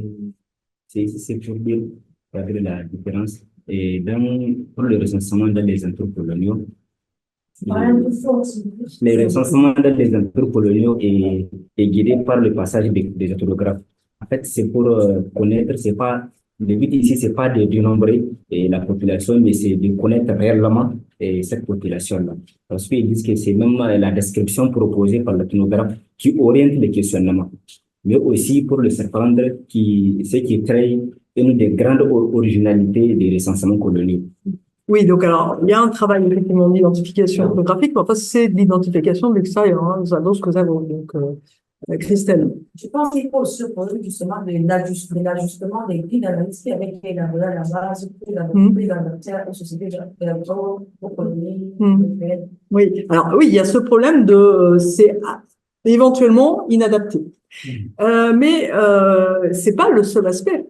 Quels sont les exemples qui montrent que ça peut être inadapté? Ça peut être des catégories artificielles qui sont plaquées sur la société, mais que ça va créer quelque chose.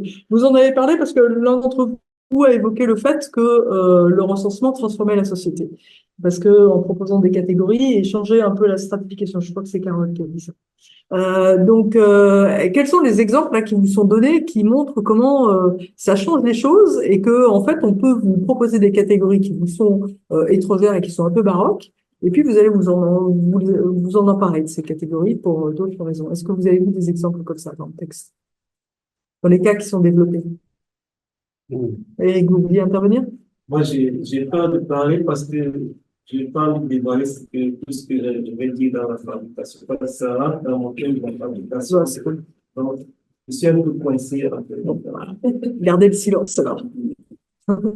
Mais le cas du recensement en Inde, oui, avec les castes, on peut se construire dans des localités et qu'ils ont voulu étendre sur tout le territoire.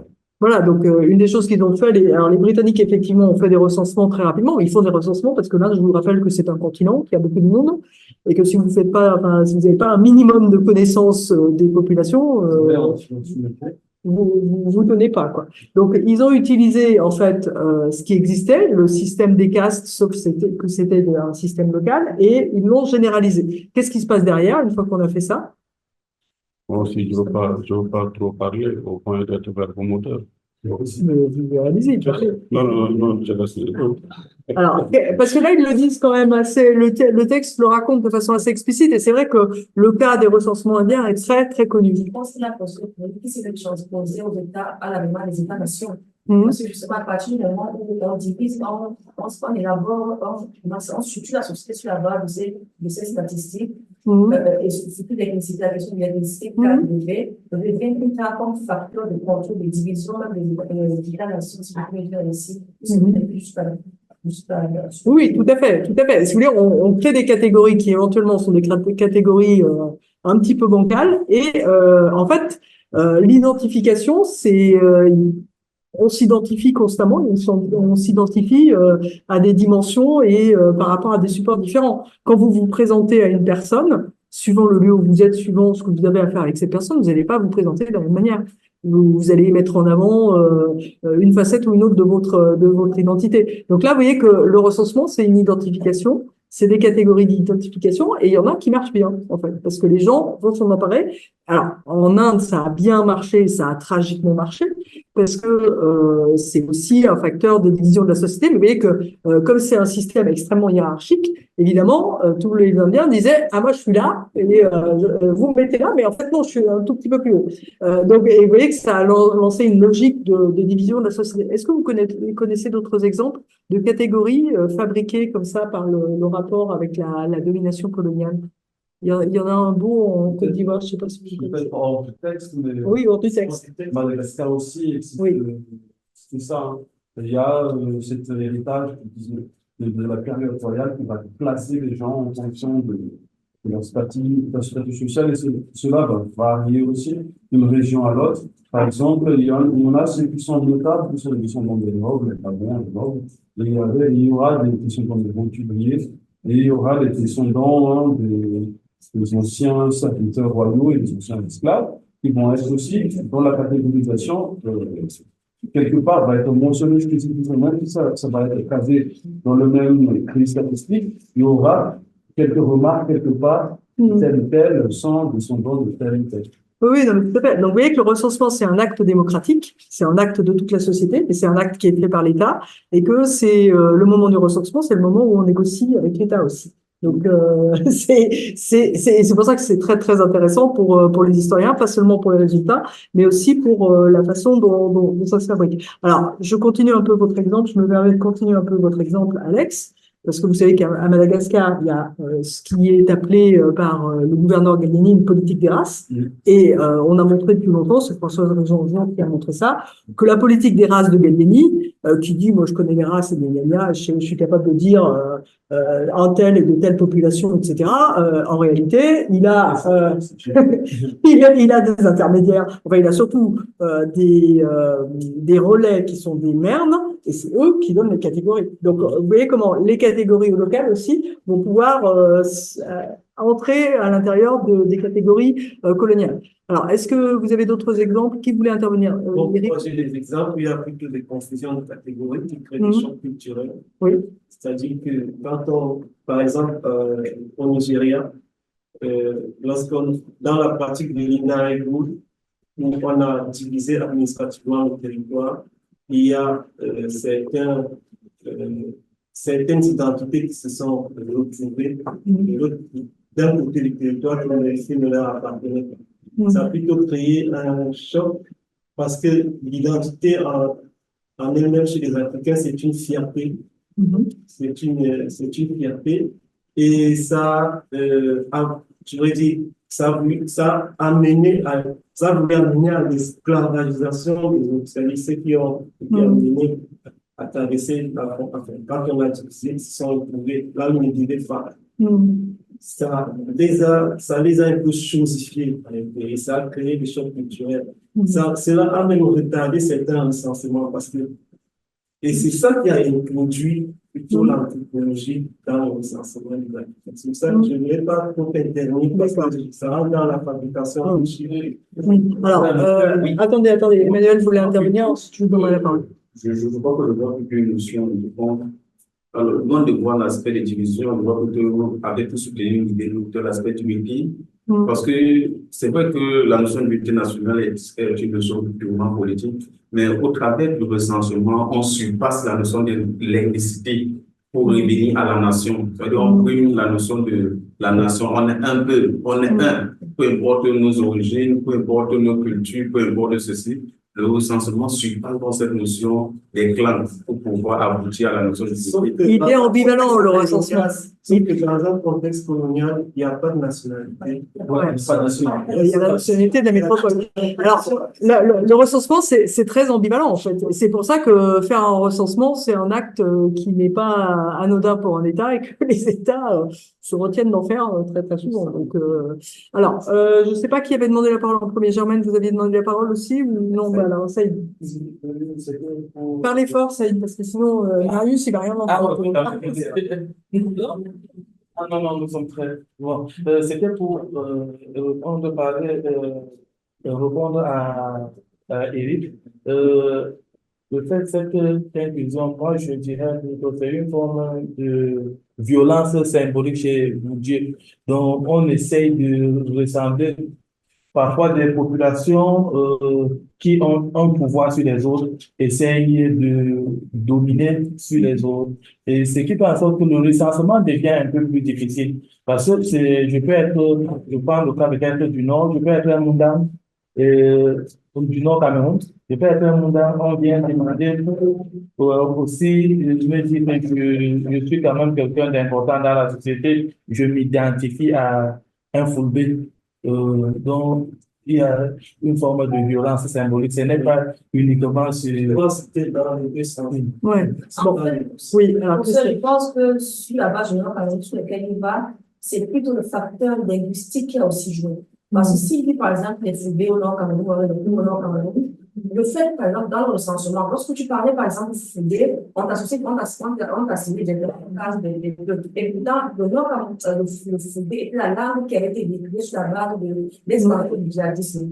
Et donc, le fait que le dialogue ayant circulé dans 3 régions, du coup, plusieurs personnes se croient par le Fulbé sans ne pas être connues. Et donc, à partir de ce moment-là, on a fait une classification comme quoi les plus selon dans ces régions. Et donc, ce qui crée des tensions, et jusqu'aujourd'hui, justement. Et à partir de là, on a eu ce qu'on a appelé un élément qui a émergé, qu'on appelle la créditude. C'est-à-dire un concept opposé au peuple. Et donc, jusqu'aujourd'hui, ça crée des tensions, justement. Mais tout ça, le début de quoi, ça résout des problèmes. Oui, mais alors, bon, alors, je me permets. Oui, que ça ne biaise pas le chiffre. Mais ça chosifie l'individu. Ça biaise le chiffre. Ça biaise les chiffres. Non, le chiffre reste le même. On va trouver un chiffre. Mais la personne est blessée en elle-même en matière d'identification. Ah, alors, bon, un petit élément. Et ça tue un peu le recensement. Ça pose des questions. Pape, vous vouliez intervenir? D'accord. Bon, alors, en même temps, essayez de... Je vais vous donner un élément de mise en perspective. Vous savez qu'en France, il y a eu un énorme débat, qui est un peu vieux maintenant, qui a eu lieu il y a 15-20 ans, sur les statistiques ethniques.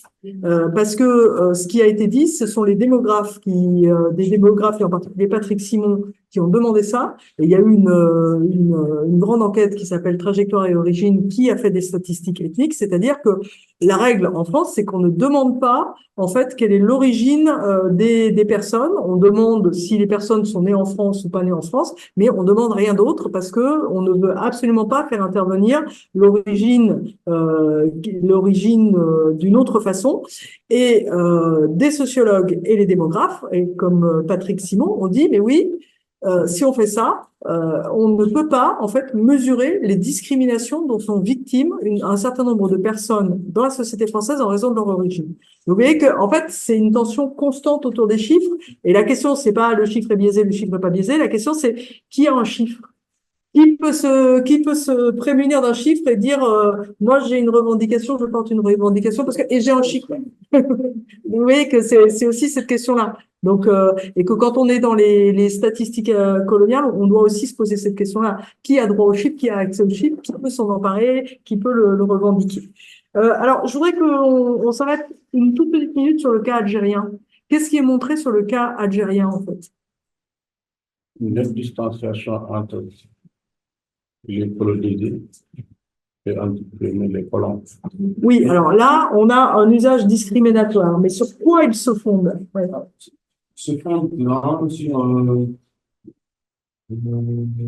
quel est un aspect ethnologique quelque part. D'abord, il y a la proposition entre les Européens eux-mêmes, les Français, les non-Français, et puis après, il y a après des jugements de valeur, comme par exemple, on disent les Italiens, les Hispaniques ne sont pas tellement fiables, les Allemands sont assez costauds. Ça a quand même des cris un peu racistes, parce que ça repose seulement sur une question de race. À l'époque, il y a les races des Arabes, il y a la race des Arabes non musulmans et les citoyens, il y a une sorte de catégorisation et quelque part de question présomption de la part. Oui, alors pas parle de l'exclusion, voilà, de la population qui est qualifiée des misères. Ouais. Alors, on est dans une colonisation de peuplement, donc on est dans une logique de discrimination et dans une logique de ségrégation. C'est pas la ségrégation comme en Afrique du Sud, c'est pas aller jusque-là, mais on est dans cette logique-là très clairement parce qu'on est dans la colonisation de peuplement. Mais alors, Alex, vous avez raison dans ce que vous avez dit. Et vous avez raison de dire qu'on a une logique raciste là-dedans. Sauf que si on dit ça, si vous voulez, tout de suite, on va vous rétorquer, vous entrez dans une forme de jugement a posteriori sur la société, c'est très difficile. Et là, les 4 statisticiens et démographes et historiens qui rédigent le papier, ils nous donnent un autre argument. Ils nous démontrent qu'il y a bien quelque chose d'anormal dans la façon dont on construit le recensement en Algérie par rapport à la façon dont il se construit en même moment en métropole. Et donc, il démontre qu'il y a quelque chose qui est de l'ordre de la spécificité, de l'exception, et qui montre et c'est cette exception-là qui permet d'aller vers une logique de ségrégation. C'est quoi, en fait, qui diffère fondamentalement entre le recensement en France et il montre que c'est dans les pratiques de recensement qu'on voit cette différence. Est-ce que vous avez vu Non, ils ont les mêmes méthodes. Ils ont les mêmes méthodes parce que c'est la fin du 19e siècle, le début du 20e siècle, le moment où les statistiques deviennent de plus en plus un exercice scientifique, normé, etc. Donc, c'est les mêmes méthodes. Ils peuvent pas toucher aux méthodes. Ils peuvent pas dire on va procéder n'importe comment en Algérie et on aura quand même des statistiques. C'est les mêmes méthodes, mais il y a une chose qui montre, il y a une divergence qui montre qu'on est dans une autre logique, laquelle? Ils n'ont pas. Oui. Ils n'ont pas utilisé les indigènes comme acteurs, les colonisés comme acteurs. Il les utilise quand même un peu, hein, parce que sinon, on peut pas les démontrer. Mais un peu moins. Alors, l'autre a lieu. Dans d'autres contextes, le recensement a été un processus de négociation entre colonisés et colonisateurs, alors qu'en Algérie, c'est le cas d'une exclusion. Donc, il n'y a pas de négociation.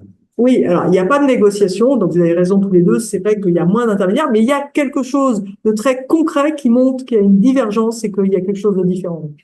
Bon, je dirais que si le recensement dans les métropoles a pour but de connaître la démographie de la population, en Algérie, il est juste une question de mettre d'un côté les colons et de l'autre les colonisés. Non, on a intérêt à connaître le nombre d'Algériens parce que la situation est tellement tendue, c'est explosif. Hein. Vous ne pouvez pas être dans l'ignorance. Dans cette logique, je pense que c'est plus sur la logique de la maîtrise. Maîtrise de la démographie, maîtrise de la logistique, maîtrise de tout d'autres.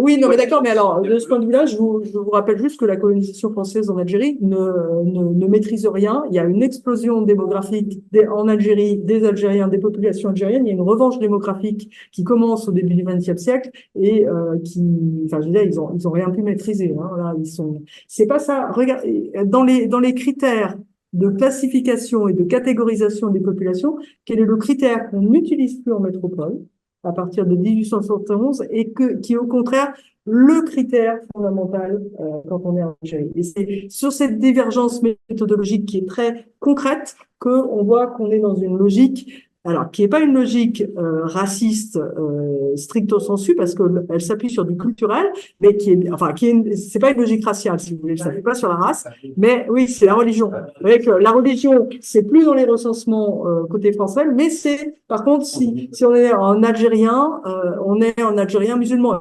Vous savez que, par exemple, les Algériens convertis au catholicisme étaient une sous-catégorie des Algériens musulmans. Hein. Donc, ils gardent le statut, quelle que soit leur religion. Donc là, vous voyez qu'on est bien en train de faire une barrière et qui est une barrière raciste, en fait, une barrière d'exclusion. Donc, vous voyez que là, ils nous donnent des éléments, en fait, pour raisonner. Pourquoi alors, je vais vous montrer peut-être, parce que je l'avais préparé, voilà, ça c'est le sommaire en fait de l'article.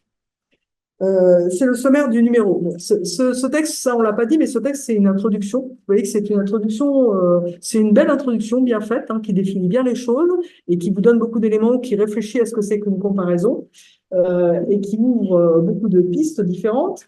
Alors, pourquoi est-ce que on a à peu près parlé du papier sur l'Inde britannique, du papier sur l'Afrique occidentale, sur l'Algérie, et je voudrais qu'on évoque les autres papiers. À quoi ils servent les autres papiers? Vous voyez qu'en fait, alors ils le disent à plusieurs reprises dans l'article, on a constitué un dossier qui est un dossier un peu disparate. Hein, qui met ensemble des choses très très différentes, mais ces choses-là, elles ont des elles ont des liens entre elles et elles sont intéressantes à penser ensemble. Alors, qu'est-ce qu'apportent les autres cas? Le cas, par exemple, de l'Empire espagnol. Qu'est-ce qu'il a de très particulier en fait? Ils le disent clairement dans l'introduction.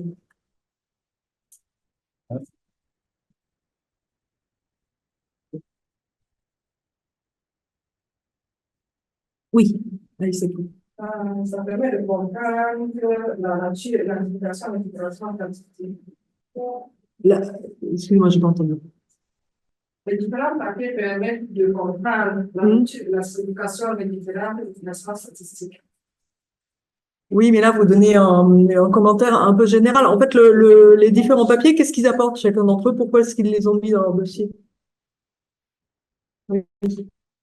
Il délimite le cas de l'environnement, surtout dans la période pré-statistique, donc avant la mise en place des statistiques. C'est le cas Oui. Qu'est-ce qui est vraiment dans la période pré-statistique, hein, et de loin? Quel est l'article qui est vraiment dans la période où on ne fait pas encore de statistiques?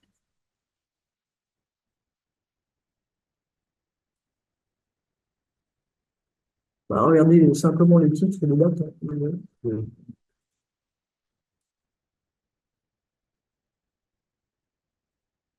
Bon, le premier article. Oui, c'est le premier article.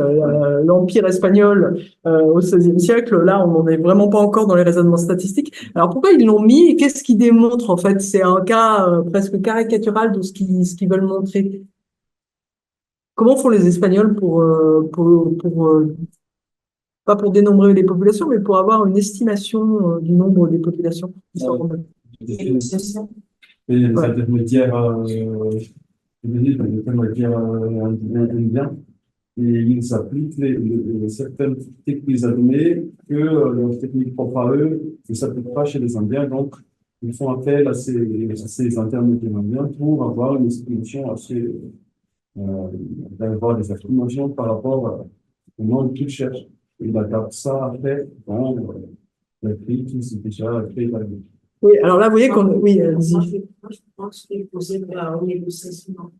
Oui, oui, là, on est à l'extrême de la négociation, c'est-à-dire qu'il y a un serment entre les dignitaires indiens qui sont capables de donner, en fait, un nombre et les Espagnols sur le fait que les Indiens fournissent bien quelque chose qui est valable.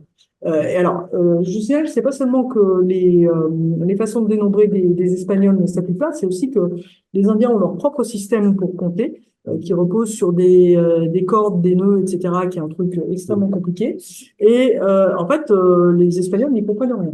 Donc, ils sont incapables de lire ça. Donc, il faut bien... mais vous voyez que c'est l'extrême de la négociation quand on doit s'en remettre au local et faire jurer au local que ce qu'il dit a de la valeur. Quel est le rôle des deux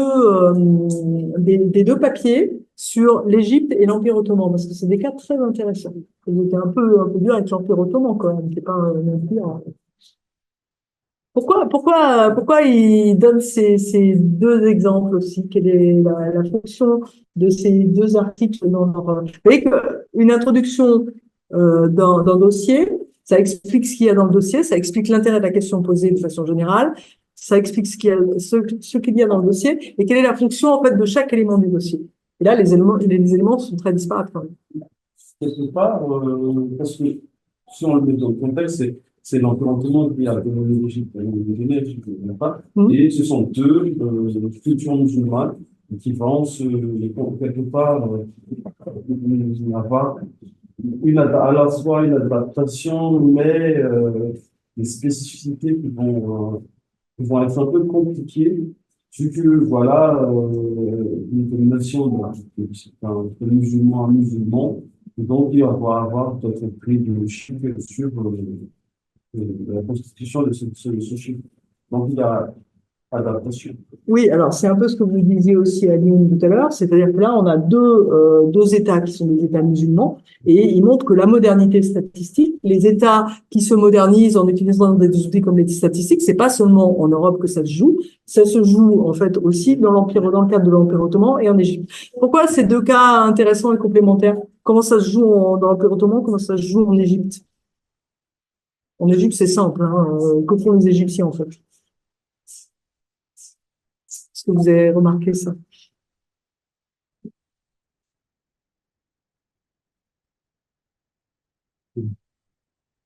Et alors, ça y est,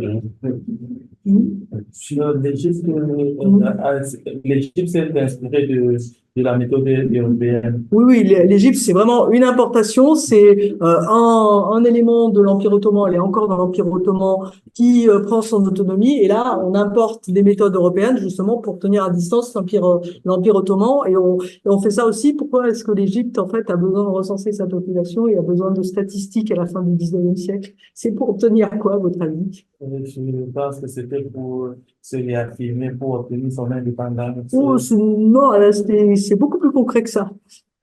Vous avez besoin de chiffres, pourquoi, sur la scène internationale? Vous construisez pas?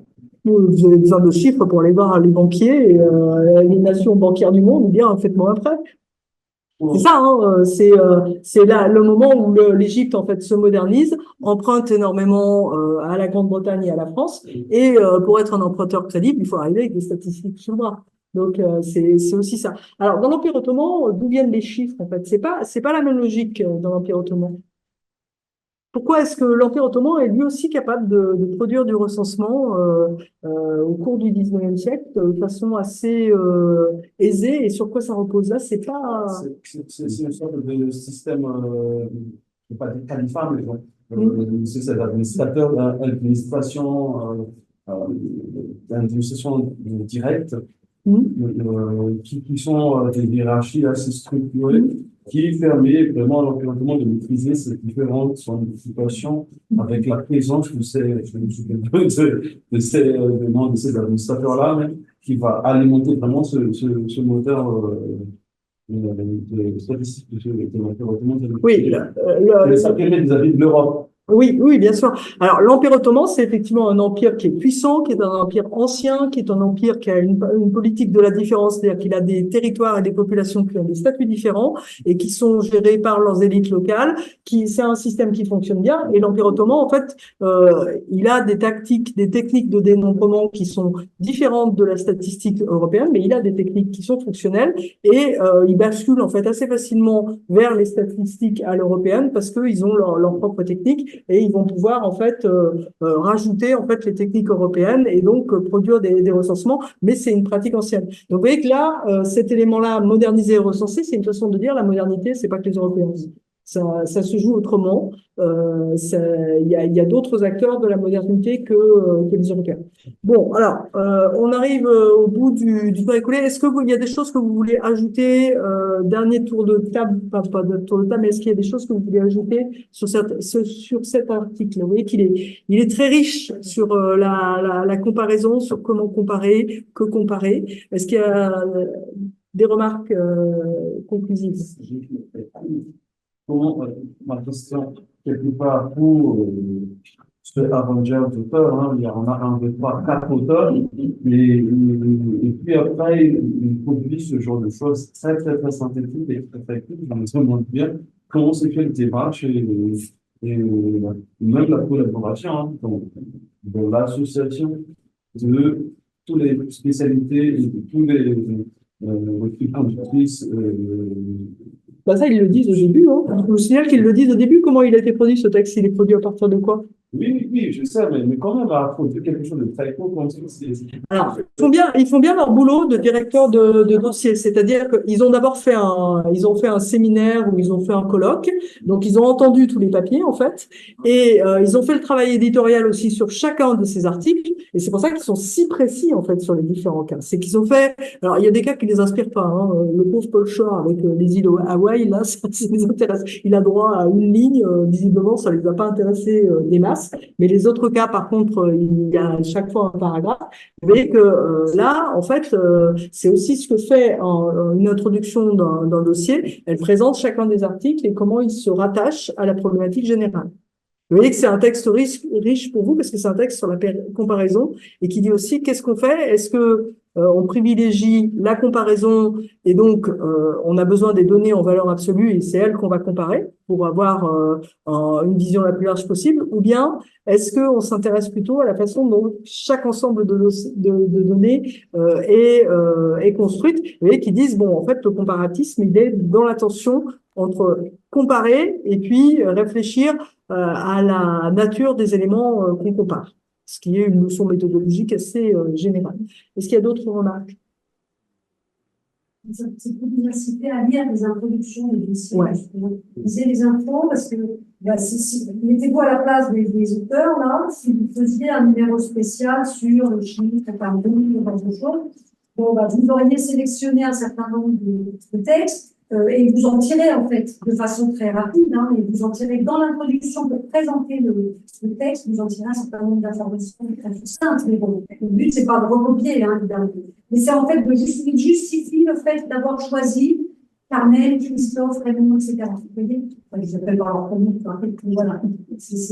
Bon, parce que si ça se trouve, il y en avait beaucoup d'autres des textes qui ne nous parlent plus. Et en fait, c'est aussi donner l'envie de lire, et puis c'est aussi définir l'objet de la revue du numéro spécial, c'est compter l'autre, hein. Identification, négociation, appropriation. Bon, on va s'arrêter là pour faire une pause. Parce qu'après, on rejoint Mohamed Diakité, ce que va nous rejoindre. Et c'est la dernière session sur la comptabilité. Ah oui, d'accord. Voilà. Bon, on va rester sur cette organisation. Moi, je suis discuté à un cas, un comité de suivi de thèse. Ça, il faut que j'y sois parce que c'est à distance. Et que je vais soutenir une thésarde qui très souvent se fait un petit peu de. Donc voilà.